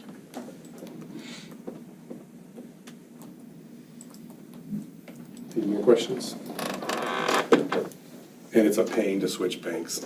Yes, agreed. I can agree with that. That's the real reason. Now you got the We were gonna try to hide that. All right, thank you, Philip. You All ready? right. Madam President, members of the Board of Trustees, it is recommended that the Board of Trustees approve the depository contract for funds for the period of September 1, 2023 through August 31st, 2025. I'll make that motion. The Board of Trustees approve the depository contract funds for the period of September 1st, 2023 through August 31st, 2025. Do I have a second? Oh, Paul, let me. All those in favor? No opposed, motion carries 6-0. Agenda item number 8, discuss and consider renewal of annual financial audit services contract. Mr. Carroll? Once again, this is the time of year. I believe this is our last option. We went out for proposals 5 years ago. We had the option to renew it, I think 4 times. I believe this is our 4th renewal. But this is with our external auditors, Laverne and Kieschnick. And so we are recommending that we have them do the next audit for us, the fiscal year 23. The one that's, the fiscal year that's getting ready to end this September. We're asking, we're going to go ahead and engage them to do one more audit for us.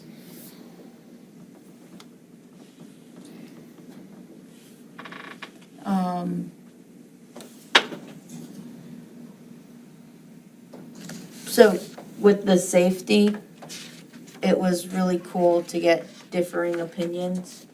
But with finances, it's just a structure of, yes, that's there, no, that's not. I'm not sure what you're, Safety, there's a lot of different interpretations, so it was beneficial for us to seek different opinions, just not from the same vendor. However, with financial audits, it's pretty cut and dry. Or are there other Standard. Yeah. I mean, they're following the same standards, each of the, I mean, it's just the same CPA firm you've used all the time, Philip, or? well, I mean, this will be the 5th year that we've used them. And previously, we used the same auditor for 10 years. There's no requirement that you switch. It's kind of generally accepted that you do switch. Every so They'll often. stay with the same auditor for 40 years, but there's no guidelines, there's no requirements, there's no anything like that. But They're all peer reviewed. I mean, I think that's good that you're moving around a little bit. It is a task to move firms because they start with, you know, those questions and interrogatories or whatever at the outset, which, you know, takes up time and adds length to the audit. But if it's just your 5th year, I mean, I'm not concerned about that. So your recommendation is Yes, at one the more. 10-year? One more. Mark? Well, the last time we went out for proposals, we selected Laverne and Kieschnick and with the option to extend it 4 more times. I believe this is the 4th and final one, so next year we'll go out for proposals again. And we may very well pick Kieschnick again, but it's time to go out for proposals again.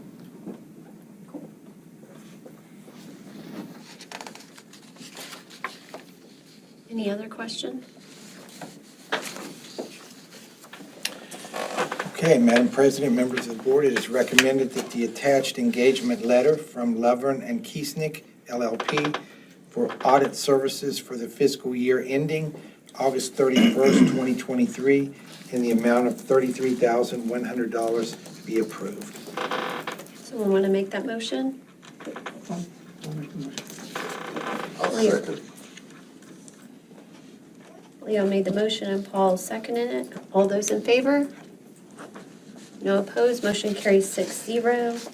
At the pleasure of the board, I do need to go back up to number 7 and read the resolution. Board resolution extending depository contract for funds of independent school districts under Texas Education Code, Chapter 45, Subchapter G, School District Depositories.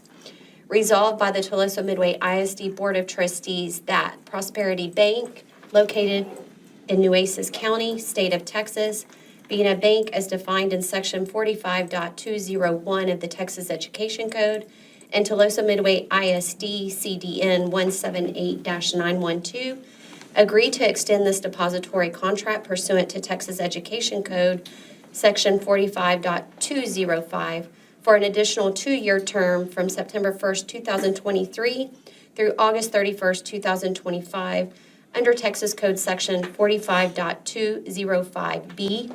A school district and the district's depository bank may agree to extend a depository contract for 3 additional 2-year terms. The extension constitutes the party's first 2-year term. Furthermore, under Texas Education Code Section 45.205C, the contract term and any extension must coincide with the school district's fiscal year. Agreed and accepted on behalf of Tolosa Midway ISD, this the 12th day of June 2023. All right. Agenda item number 9, discuss and consider the 2023-2024 teacher salary scale. Madam President, members of the board, before I turn it over to Mr. Carroll, I would be extremely disappointed as your superintendent if this was the salary scale that we ended with. Unfortunately, the legislature hasn't allocated any additional funding, and so all this does is offer a step increase, but we're going to do everything possible to not backslide from the significant gains that we did last year in coming years, because we have to remain competitive. So having said that, I'm going to turn it over to Mr. Carroll. So basically, we're just readopting the current salary scale, which basically affirms that the teachers, until we finalize the budget at the end of August, the teachers are eligible for the step increase based upon the current schedule. So we're just readopting it before the school year starts to affirm that they will get their step increase. And this is teachers, librarians, counselors, and registered nurses. We could do more. If we did adopt, so when we do adopt a higher paying salary scale, are they retro It's paid? retroactive. Okay, Yes, good question. and we would be looking at that in August? Well, Or September? we'll finalize it. No, we have to adopt the budget before August 31st. We look at it every day. Well, Yes, but as far as when it comes to you. it's with the budget, right? Yes, yes, As I yes. said, Well, yes and no. He will probably bring to you some preliminary numbers of what, absent any state aid or whatever, that we can live with. And that may change as the legislature calls special sessions, but before August 31st will be the bottom line. There's also an opportunity, we're gonna have to do something that I've never done, and I don't think you've never done, is do an amended budget, where we're gonna have to pass a budget as required by law, and then if the legislature does something, then we're gonna have to go back and amend that budget for increased salaries. I have zero experience in doing that, Thank you. but we'll figure it out. I mean, we have a public hearing, and if we got that's what we'll do. Yes, That would be we'll do very everything we unusual. have to do. That'd be very unusual, but yeah, if that's what we have to do to increase the salaries, that's what we're gonna do. That'll be something new, if that happens. And this is the last year where we will not have the teacher incentive allotment? No, No, it's 2 years, right? 2 years. it's 2 years. This is the 23-24 is data collection, And then and then they'll be designated. So there's We 2 were- more years before it'll go into effect. 2024 5. to 2025 is when we assign designations, They'll get a State check in assigns July it. that year of 25. and then in 2025 to 2026 is when they can get paid based off that designation. Is that what we're saying? fall 25 is the target. Yeah, 25, they'll get money. And then they'll get money for 5 years. Fall of 25. That's the designation Yes. window. But remember, these are just windows. Okay. So, Yeah, and we but will- it is extremely important for the board to fill the gap until those 2 years kind of come. Yeah, but still, you've only got a certain amount of teachers that are going to even be able to apply You're for not gonna- that. you're not gonna fill the whole We still gap. have to take Yeah. care of this. Because a master teacher with our geography and demographics is what, 17,000 and some change? If it's master, If it's master, generally, on average, yes. and I think that it's like changes. 11,000 or There's so. no way No. we're gonna come up with 17,000. Oh, I'm not saying come up with a full allotment. And even when it does hit, we're gonna have to keep raising the salary window. We were late to that party, you know, I mean, there's gonna be a lot of districts that get money this year, and we're gonna have to watch. But we're doing everything we can to make up that ground. And I'm telling you, I was a superintendent in another district, and I can't tell you the number of meetings I would go to with other superintendents, and they were definitely against it. No one wanted to participate in TIA. That's why you only had 2 school districts up until this year, and I think last year, that got money. But our teachers are good. They will meet the criteria, and there'll be a lot of TM teachers that when it does kick in, will benefit from that. Yeah, that'll be fun to watch. It will be. Yeah. All right. Any other questions about the teacher salary schedule? Just gotta sit and wait. Okay, Madam President, members of the board, the administration recommends that the Board of Trustees approves the 2023-2024 teacher salary schedule as presented. I'll make the motion, the administration recommends the Board of Trustees approve the 2023-2024 teacher salary schedule as presented. We have a second? I'll second it. I'll make the. And I just want to say to our teachers out there, this is not the end of the teacher salary schedule for 23-24. It's the beginning. Amen. All those in favor? No opposed, motion carries 6-0. Agenda item number 10, discuss and consider interlocal agreement for Region 8 ESC TIPS Purchasing Cooperative. Mr. Carroll? Yes, we're a member of several co-ops that help us meet procurement rules, and tonight we're just asking to do another interlocal agreement to add this purchasing co-op to our arsenal of, we can use vendors that they pre-qualify and they do all the purchasing stuff for us, so we can continue to use them for our purchasing. So all it is just requiring y'all to approve the interlocal agreement. I send it to them, then we're a member, and we can utilize the purchasing contracts that they procure for us. And we're sure that these purchasing contracts give us an advantage? They give us the advantage in that, in order to meet the procurement rules,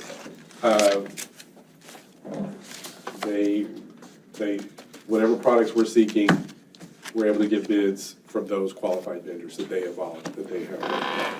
The ESC has done the bidding, the purchasing cooperative has already done bids for them to be able for us to purchase their products. And all the background work. Yeah, I mean, I get that part of it, it just seems like, I don't know. It seems like you think we could get a better deal. for Yeah, off the streets, I mean, I guess it comes with some headaches, but It comes with a lot of extra time. I just don't think that they put a lot of time and effort into saving money. Right, we're in the business of, we gotta save money where we can. I don't think, it feels like these vendors don't necessarily worry about saving money. There's, where they located, right? A lot of that goes into it. Where the region are they in? Because a lot of it's regionalized, right? Like, No, I mean, even though the service centers have different co-ops, it's not, there's plenty of local vendors that participate in those contracts. It's not necessary. I just wonder if we ever spot check what they're telling us and just make a phone call to somebody else that says, what? They're charging you what? I can get you that for this. Like, do we ever do that, or do we just put our full faith? No, like in the these metal co-ops? detectors, I can tell you, I've gone to 4 different vendors. And the vendor that's given us the cheapest at 16-something, they're a member of TIPS, and that's why I need to join it so I can get it through them. Yeah, so that's good. That's a good one. But is there one good story and 5 bad stories? Or is it one good story and 15 good stories? With our purchasing, I would say we use the bid process more than we do the buy boards. Well, one thing about the co-ops is they pre-qualify the vendors, you can still ask for quotes, and you can still ask for multiple quotes from different vendors and evaluate where, it's just, they've done the advertising, they've done the qualifying, they've done all the legal stuff. Right. Yeah, we have the same thing where I work. We have the IS Does network. TIPS offer rebates the way TASB's does? I don't believe so, no, they do not. Yeah, that's the kind of stuff I'm talking about. Like, are we thinking, TIPS sounds like it's been in place for a long time with us. Like, are we thinking other co-ops out there? Are there other? We're probably in about 7 or 8 co-ops. Okay. But right now, we need this one to get the metal detectors. I get it. Just saying, long-term thinking. Again, let's break the cycle of, well, TIPS is here and, TASB's here and that's what we do. Kind of maybe. Still negotiate prices, like when I do the oil changes, I go out to, even though the 3 vendors are on a purchasing co-op, I still ask for a bid and I put them against each other. Yeah. So they sharpen their pencils, so we're. Well, that's great, yeah. I'm just saying, even outside of their vendors, Yeah. these 3 vendors you've had for the last 10 years, is there a new vendor that we should be using that will buy us a little discount without sacrificing quality and all, and the procurement rules? I get all that. Just want to make sure we're not just rolling with the same thing. Procurement process for a new vendor to get on a buy Well, if you, board. they have to fill out, just like, like when we decided to do the furniture on our own, we went out for bid. I'm not sure if they have to follow different rules, but you have to have a timeline, you have to advertise, they have to submit their bids, and then the service center or whoever's doing the co-op, they have to qualify them, they have to, say, okay, you've turned in all the paperwork, you're eligible to offer prices on these specific items under this contract number.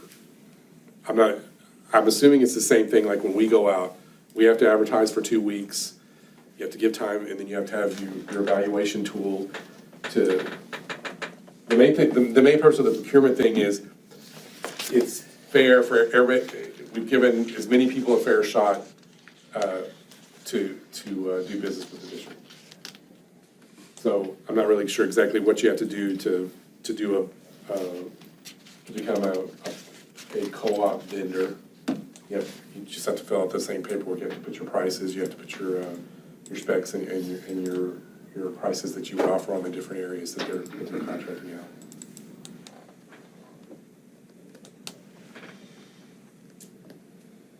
I guess last question, kind of with Paul.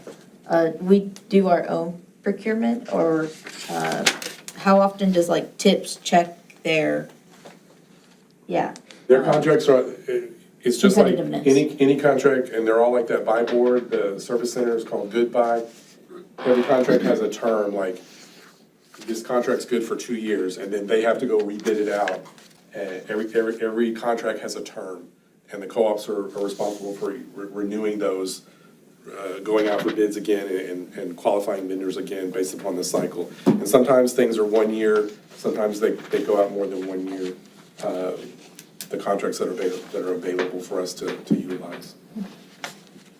We are big enough as a district where we should have a purchasing agent. That's their full-time job, is to try to save us money like this. But all you're asking is to become a member, right? So Yeah, we're not. Yeah. Yeah, Yeah, I That's get essentially that. what we're trying to do here. so we can get the cheaper price for the member papers. All right. Any other questions? Comments? All Madam right. President, members of the board, it is the administration's recommendation that the board approves the interlocal agreement with Region 8 Education Service Center as presented. I'll make that motion, that the board approves the interlocal agreement with Region 8 Education Service Center as presented. Do I have a second? I will second that. All right. Have a motion and a second. All those in favor? No opposed. Motion carries 6-0. Number 11, just a report, and it's a budget update. Yeah, this is just a first, and this is, tonight I'm only gonna be talking about the general fund, which is our biggest fund.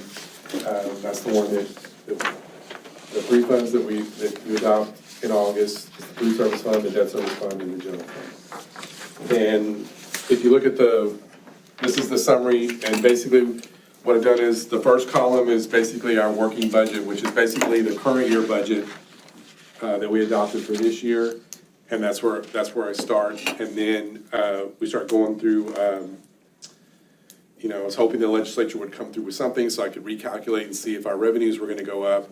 Right now, what HASBO is recommending is we run the template, the funding template, just the same as it was for this year. So, once I get our ADA numbers for this year, which we just are submitting those numbers right now to the state to finalize our funding for this year that just ended, we'll start looking at the revenues. But just for now, I can tell you investment earnings, investment rates have gone, or interest earnings have skyrocketed, which is, so strange, because when I started here, they were paying 0.01%, not even a 0.01%, and now they're in the 4.5, pushing 5%. So I am pushing up. I don't want to, go whole hog on because you can live and die by interest.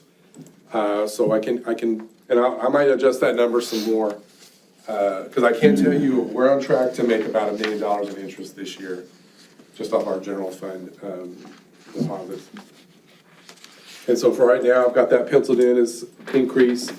I put a little bit of state revenue money in there for the money we're supposed to get for security, the $15,000 per campus plus the $10 per ADA. And then one big reduction that's already happening is under the federal revenue. When we were spending the ESSER funds, since we were allowed to supplant the ESSER funds, we took an indirect cost rate. Well, now that we've essentially spent most of those funds, we've only got 1 more year left, and we're paying some salaries out of that. That indirect cost revenue is gonna drop significantly. So that's gonna go down from 400,000 to only about 50,000 this year. So right now, that's all I'm kind of penciling in as these are revenue changes, and this is just the first. These numbers are gonna change on a daily basis. This is all I'm doing now from now until August, is evaluating and also looking how this year wound up and see how it's gonna impact anything for next year as far as revenue. Unfortunately, right now, it looks like we're the same. Technically, right now, we're not gonna get any more, unless something changes, we're not gonna get any more money next year unless we have more enrollment and more attendance. That's the only thing right now that's gonna increase our any other additional general fund revenue. And then, so just real quick on the PowerPoint, if you just look, right now, I said I'm gonna utilize current. sorry. Yes, ma'am. Did this account for ACC less money we would be receiving? No, this is, Or is next year, that not next year in the- they are gonna be an alternative campus again. So, we'll get full funding for them next year. But we're losing funding the year that's ending right now. We're not gonna get full attendance, funding for them this year that's ending right now. So it And this wasn't is for ne- budgeted for. This is for next year. Is what you're saying. It's not, I'm gonna have to absorb it somehow Okay. at the end when the books close this year. That's gonna have to be absorbed. Because that's affecting the budget that's ending up this August. Yeah. But we're like retroactively getting it. Not at the beginning, right? What, the state has what they call settle up. And with the PEEM submissions that are going on right now, they're going to tell us in October, we didn't give you enough money, and here's a check, or we gave you too much money, and they're going to take payments from our foundation. Where we will lose money with ACC is we didn't have the required minutes, because we were operating under the guise that they were an alternative campus. Fair, is that? That's correct. So I'm gonna have to absorb that cost this fiscal year, once I get our final numbers that we're submitting right now. Okay, I get it. And estimate what our revenue is gonna be for this year. That's how they'll do TIA too. We will pay the money for all those master teachers out of our general fund, and then in settle up, they'll pay us back. That's scary. Well, yeah. Yeah. State's got a $32 billion surplus. They've got the money to pay us back. And so, like I said, right now, I'm gonna utilize current funding formulas in ADA unless I can come up with something different. Investment earnings are projected to increase. We have a little bit of new security funding that is in law. We're scheduled to get that. And then, like I said, last year, the ESSER expenditures are gonna dramatically decrease. Our indirect revenue from that is gonna dramatically. Philip, are you decrease. counting the 241,000 allocation for security? No, that's in a that? separate grant. Okay, That's a separate state grant. It's not part of the general fund. Well, I have a question for you. Yes. I'm just looking at the, I'm looking at the JJAEP, is that regardless of how, if we even use it? Because sometimes. Yeah, we have to purchase part of the agreement, we purchase 2 seats whether we need them or not, because JJP, they need people to invest so they can run the program. So we traditionally purchased 2 seats. We can sell a seat. And sometimes we sell a seat, if we're not using it and another district needs another seat, they start paying for the seat, and we get the money back. But traditionally, we budget for 2 seats. Have we, through the years, do we use up the two? Yeah, unfortunately, one year for a very short period of time, we needed 3 seats and we had to purchase a seat from another person. Fortunately, it was for a very, very short time. But I don't think we've had anybody Not there this this year. But in the past, we have utilized 1 and even 2 seats. So we've actually had to place the child in the program. Sold them to Flower Bluffs. On the changes of the salaries for the certified, that's the step increase? That's the step increase, Okay. yes. And so if you look at the department, we'll come back to page 2 of the handout, but on page 3, the department changes. Our debt, we do have some debt that's funded by the general fund. It's not voter approved. It's money that we borrowed. We have the 2 maintenance tax notes, the one we did back in 2010 for the high school tennis courts. That one, we still have payments on that. That's a 15-year note. We're about 10 years into that one. And then we did another maintenance tax note for about $5 million in 2000 and, I can't remember the date, 16, 15. So those are the 2 payments. And then we did have, What was that one for? we did have an agreement, we did have a payoff with, it was Schneider. It was for electrical savings and upgrades and everything like that. And we made that last payment this fiscal year. So that payment will go away. So that's why that the debt service payments are gonna go down from 979,000 to 739,000. That's a done deal, that we don't have to make that payment anymore. We made the last payment this fiscal year. So that expenditure will definitely go down. It's good, but we got a lot of places where. And then I'm starting to, unfortunately, security, when we're trying to come up with what our security is gonna cost us next year, since we're required to have an officer at every campus, it's gonna be additional at ACC. We've never had an armed officer at ACC before, so I'm gonna continue to kind of tweak on about how much more that's gonna cost us to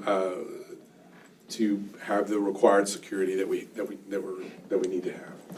I plugged in 200,000, and that's probably, might be too low. That's Well, very conservative. And legislation's not done yet either, so we don't know what else could be coming our way. Right.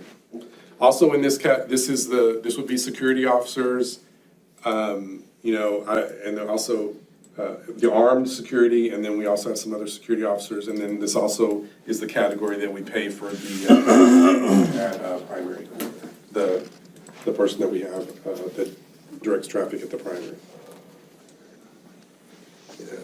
Bless their heart, they don't get paid enough. And then on the payroll and benefits, I've already got the estimated for the teacher step increase. And then I already know, I guess because of COVID, our sub costs went down, and even though I projected them to go up, and we did offer COVID leave this last year as well. We're not gonna offer COVID leave anymore on top of what the leave that everybody already gets. But it looks like the trend is here to stay. Teachers take off when they want to take off. Sub costs are continuing to go up. And I'm basing this on the sub budget is pretty much blown for this year. So I'm gonna have to figure out a way to absorb that for this fiscal year, and we've got 6 more weeks of school that has to be paid out of this fiscal year. So that's just I just gotta put more money into the subs next year. I don't see that going away. And then I've already plugged in an increase for health insurance, and that's not, obviously, when we get to the end, I'd like to increase the insurance contribution. We're at $300 a month for the people that take our TRS insurance that we offer. The rates are going up. The increases are less than 10%. Some of the categories, it's not even quite that high, but that's something we're gonna look at. But I've already increased this a little bit because we've got more. Last year, I budgeted for I think 310 people to be on the plan. Well, right now, we're at 340. And I don't see that going down, so I'm gonna need some more money to cover the people that are on it now. What is on behalf? On behalf, I'm gonna tell you that they're gonna take my CPA license away, but it's funny money. It's I'll explain it to you, and Mr. Gonzalez might be able to.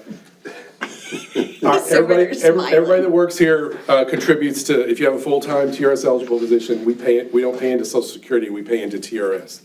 We only pay we don't pay FICA, we just pay the Medicare part of Social Security. We don't pay the 6.2% FICA.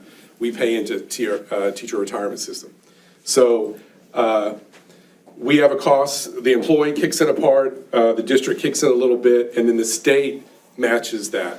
Well, financials, we need to report the income and the expense of what the state gives us. So basically, and it's just a number, I have to calculate it every month, and the revenues match the expenditures. But I have to record it, because you'll see in the revenue, there's an on behalf on the revenue, and there's an on behalf on the expenditure, and those numbers always match, because when I record them, the expense always matches the income.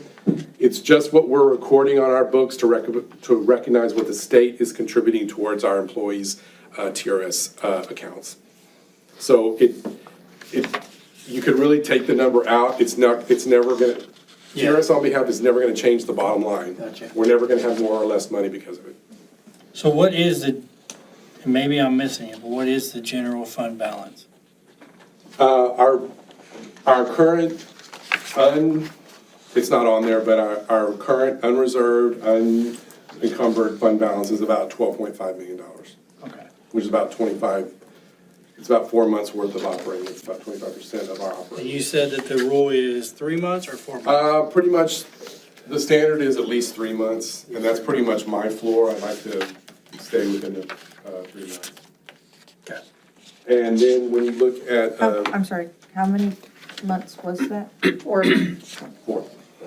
And Carol, is that, I mean, Philip, is that including the, he has those monies set aside, from, I guess it's Flint Hills that Yes, that's, overpaid? I've already kind of got That's, that. but that's not included in That's not this, included. okay. When I say unencumbered, unreserved, Okay, I got you. not penciled in, not set aside for anything else. I got you.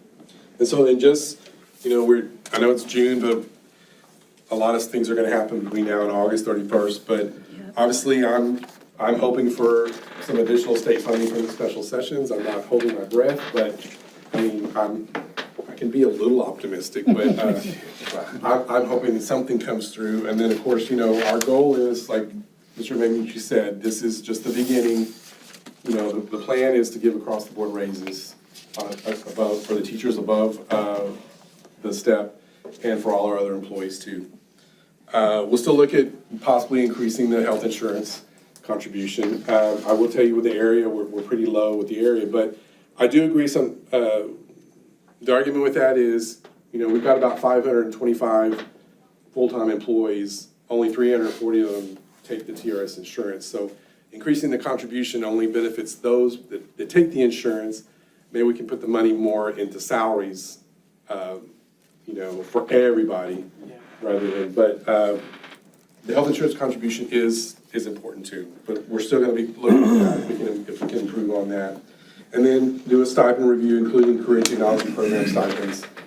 And then going, kind of on page 2, I haven't addressed anything, because once I start meeting with the departments and the campuses about, you know, we gotta look at, we changed the way we deliver our gifted and talented program, so we gotta look at those costs, and we gotta update that to meet the needs of our program. State comp, same thing. Now that ESSER has ended, some things that we paid for ESSER funds with, we might need to start paying for them with state comp funds out of the general funds. We have to look at that.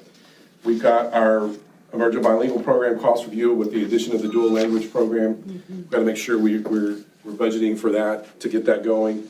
The DAEP costs for the Westwood Center, we got to get those in there. We have to maintain our required early education expenditures. That's the allocation. We get about $500,000 allocated for, and that's the pre-K through 3rd grade initiative to hopefully have every kid on reading level and math proficiency by the 3rd grade. And so we have that budget, we have been spending that money, but we've got a big expenditure was, most of our teachers have completed the teacher academy, or was it called? Reading Academy. The Reading Academy. And so that was a big expenditure that we were using those funds for. Well, that's gonna diminish because only the people that haven't already completed that training, so that cost is gonna go down, so we need to figure out to spend that $500,000 effectively for that program. So our general fund from last year to this year, where to go? I mean, I know we put some money into to fields. Where are we at? Like, Well, you know, until this year settles though, it could go up or down. Now, if we take out, remember we got the football field, we know that, we'd already set that $5.5 million for the football field. That's gonna come out. So we are gonna have our expenditures are gonna be much higher than our revenue this year, but we know that 5.5 of that's gonna be the football fields. Depending upon when I calculate what we owe the food service fund. And then when the dust settles on our sub-budget, our security costs have gone up, are a little bit higher than what originally budgeted. And what's the other thing? Oh yeah, legal fees. We're gonna exceed our legal fee budget, so I'm gonna have to figure out how to absorb that. So this is the time of year where I rob from Peter to pay Paul. Like, if you haven't spent the money by now, it's gotta get out, it's gotta get reallocated towards something else, otherwise we wrap up the fiscal year. I'm hoping that, aside from the expenditures that we know are coming out of fund balance, if we take our revenues and we take our expenditures, there's gonna be this big negative number. Take out the we know what 5.5 million of it is. I'm hoping that number is gonna be close to zero, that That's what I was asking. we're not gonna change the 12. I don't think it's gonna be zero. I think it's probably gonna be 50, 60,000. That's small. Yeah. Yeah, compared to our budget. And a percentage in your budget, if you overspend by 60,000 on a budget of That's whatever. that's the Very low. advantage of having Philip Carroll. Oh, that's And- great. And he's the best in the business, manage our funds. Well, I'm gonna be challenging Philip with this comfortability of 3 and 4 months, because I think we've got some money there to do some things. I know we gotta get out of our comfort zone, but anyways, that's for another day. But I think you've done a great job. Remember, 75% of our budget is salaries. Absolutely, yeah. The CCMR program costs, we need to review those to make sure we're meeting everything for the Warpath Academy. And then the dyslexia program, we get dyslexia funds that we have to spend. I have to sit down and review that and make sure that we're taking care of that program the way we need to. And then future considerations, I didn't have it here, I didn't have it calculated here today. I didn't know I was gonna be out of town today for a funeral, so, but the property insurance stuff, it went up again on March the 1st, so I gotta calculate that in there. That's gonna be a pretty big increase. Gotta review the utility costs and see where we are on those and make sure we're still in line with that. And then, like I said, determine those additional safety and security costs that we're gonna have to incur. And then just estimate, if we're gonna have a bond election, we gotta put money in for the election, the costs, and then whatever costs we have for the bond election. And then, of course, it's not just the general fund, we do have other sources, right now, we're doing our ESSA application, which is our Title I bundle of funds. That's Title I, and the Title II Part A, which is mainly teacher training, that's for staff development. And then we have Title IV, and then we've got the special ed federal funds. That application's getting ready, we're getting that ready for next year. And then we also have the IMAT, the Instructional Materials Allotment Fund. We have to look at all those things. So once we sit down and look and see, okay, what do we need for our programs to do what we said we wanted to do, or do the outcomes that we want for our programs, then we have to see, okay, who's gonna pay for it? Is the title or federal fund's gonna pay for it? Is IMAT gonna pay for it? And then what is the general fund gonna pick up? And also we have a Perkins grant. It's not very big, but we do have the Perkins grants for CTE. So those are the other funding sources that we're gonna be reviewing, and then reviewing every line item on this. But also remember, I condensed the general fund into, buckets or manageable programs and things. In the accounting system, I think there's like almost 5,000 accounting lines. But this is the way I summarized it, and then everything's either gonna go up and down. If something's going up, something else might have to come down, depending on what the legislature does and what the numbers look like. Once we get the year started, and we've got our staffing, then I can put a fine point on our payroll costs to see where we are. But you're gonna see, and what I'll do is, every time we meet, as these numbers change, you'll have here's where we started, and we'll continue, and then by the time we do the budget hearing in August, I'll have the summary of everything that changed from our base budget, and what's going up and what's going down. Information. Very thorough, Philip. Yes. Very good, as usual. Yes, we'll have several meetings, we'll have more than one meeting in July, and more than one meeting in August before we adopt the budget. And the goal right now, when the budget calendar is, the last Monday, I think, is August 28th.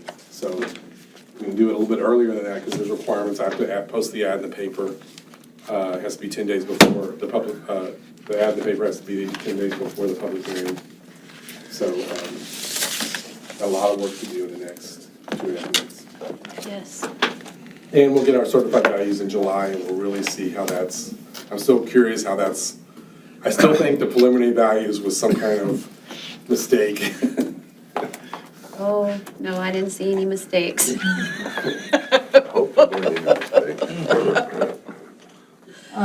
Out of the expenditures, typically where do we, I guess, not spend as much that ends up in the fund Well, balance? I guess what normally happens is because of the hundreds of accounts, we normally don't spend every account down to Yeah. zero. Now, some things go over, but right now I just have to, as the dust settles, I'll be coming with some end of the year cleanup amendments. Because maybe I'm not increasing or decreasing, but I need to get my functions aligned, get the functions aligned up.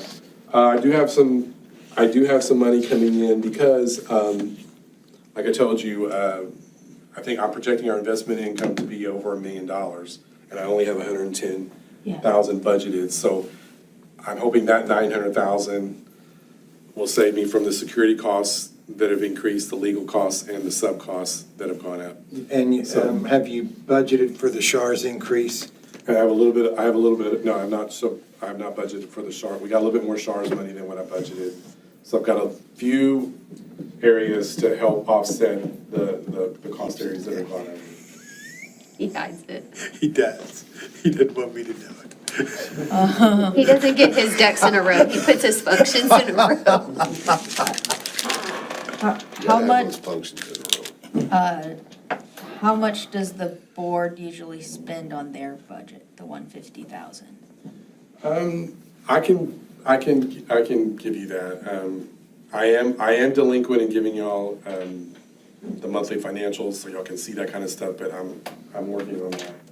So y'all can see, the percentage of where generally we stay like, if we're 50% through the year, we spend 50% of the total budget, we're on line with that. But I can definitely give you all the breakdown on y'all's budget. And then it was not a future consideration, but I would like to look at tax incentives to reduce the recapture we're giving back to the state. Have there been any movement from Victor on, or whoever y'all had asked on that? No, Victor and I spoke today about Flint Hills, but no. But Victor's, I will make sure that when Victor comes, which he'll either come in a couple of weeks or early July, that he has some information on that for you. Because we're giving slightly over $500,000 back to the state of Texas, plus I think the it's higher. huh? It's higher. Well, It's higher than that. Well, that's my base budget. It's higher than that. Actually, right now, it's a little higher right now. I'm hoping it'll go back down once the dust settles. We don't know why it went up. okay. So 900,000 Yeah. plus all the credits we take from attendance and transfers and all that stuff. But that's just like extra money the taxpayer's paying, and I would like to help reduce. Well, but it's based on our total tax value divided by the number of students enrolled. So our wealth per student is considered high, excessive. That's why we have to. I don't know how, educate me on this, how a tax exemption lowers recapture. Because you're not collecting as much. But it's based on values, isn't it? Right. So like the 20% homestead exemption on values, if we did not have that, we wouldn't be giving 900,000 back to the state of Texas. We'd be giving 1.2 billion back to the state of Texas. I don't know. I do know The school wouldn't get I it. do know that if you, all right, so all the state talks about is property tax reduction, correct? Yes. Big initiative. Yet what the state doesn't talk about is Appraisal. Yes. The comptrollers secretly, they won't tell anybody their formula, have an appraised value in Oasis County. If it's lower than that, we get penalized. That's crazy. It is. That's crazy. But we'll get that information for you, because I'd like to know it too. All right, that's all I have today. We'll be talking about this much more. A lot more. Thank you, sir. Good job. And then, sorry, and you said we were gonna get eventually in this budget process, the stipend breakdowns? Yes. Okay. Well, you've gotten some, but you haven't gotten you've gotten the new ones. You approved, Yeah, Yeah. correct. now we're bringing CTE, Yeah. John? Yes, that's what's coming up next. We've redone the stipends for CT, the entire program. Yeah, I'm not, okay, we've done, so some have been in place, not a Some, lot. but not all. So the entire program has been revamped, and you'll see that coming soon. Excellent. Yes, very good. That's a positive. So now we need to discuss and consider approval of consent agenda informational items. Number 1, check payment register. What is it? Check payment register? Yeah. Did you have a question? No. Oh, you were just wanting to make a motion? Yeah, I'm ready to make a motion. He's ready to make motion. No one has any questions about any of the items. We haven't gotten that far yet. Oh, okay. Does anybody have any questions about the check payment register after reviewing it? Lost 222 kids somewhere? Those are the seniors. Those are the seniors. Oh, my God. See, that's money we lose. But Denise, you make a good point. We lost. We lost that ADA when they graduated Yes, early. yes. And word has already spread that they're not gonna get to do that anymore. Okay, good.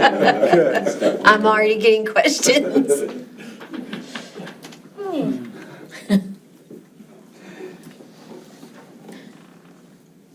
No check payment register questions?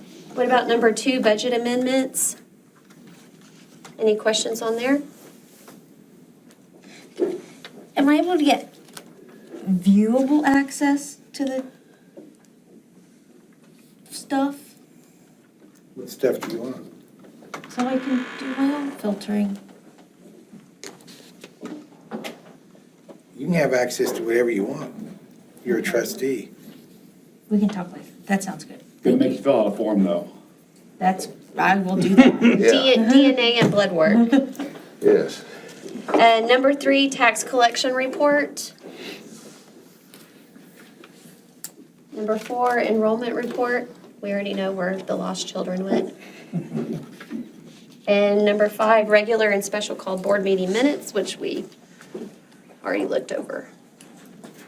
All right, do we have a recommendation? We do, Madam President. It is the administration's recommendation that the board approve the consent agenda as presented. I will make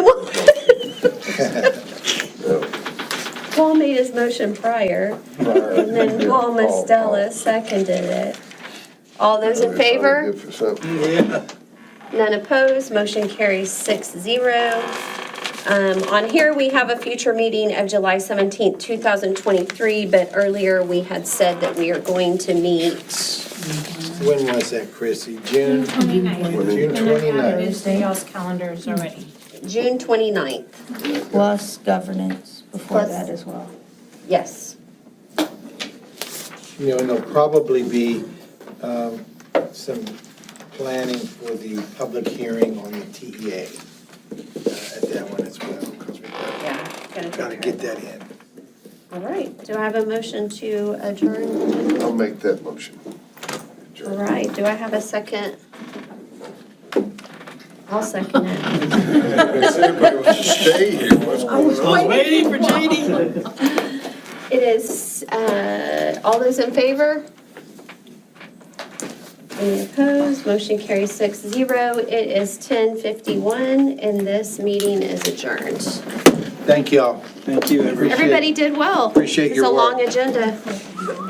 Yeah, but there's, you know,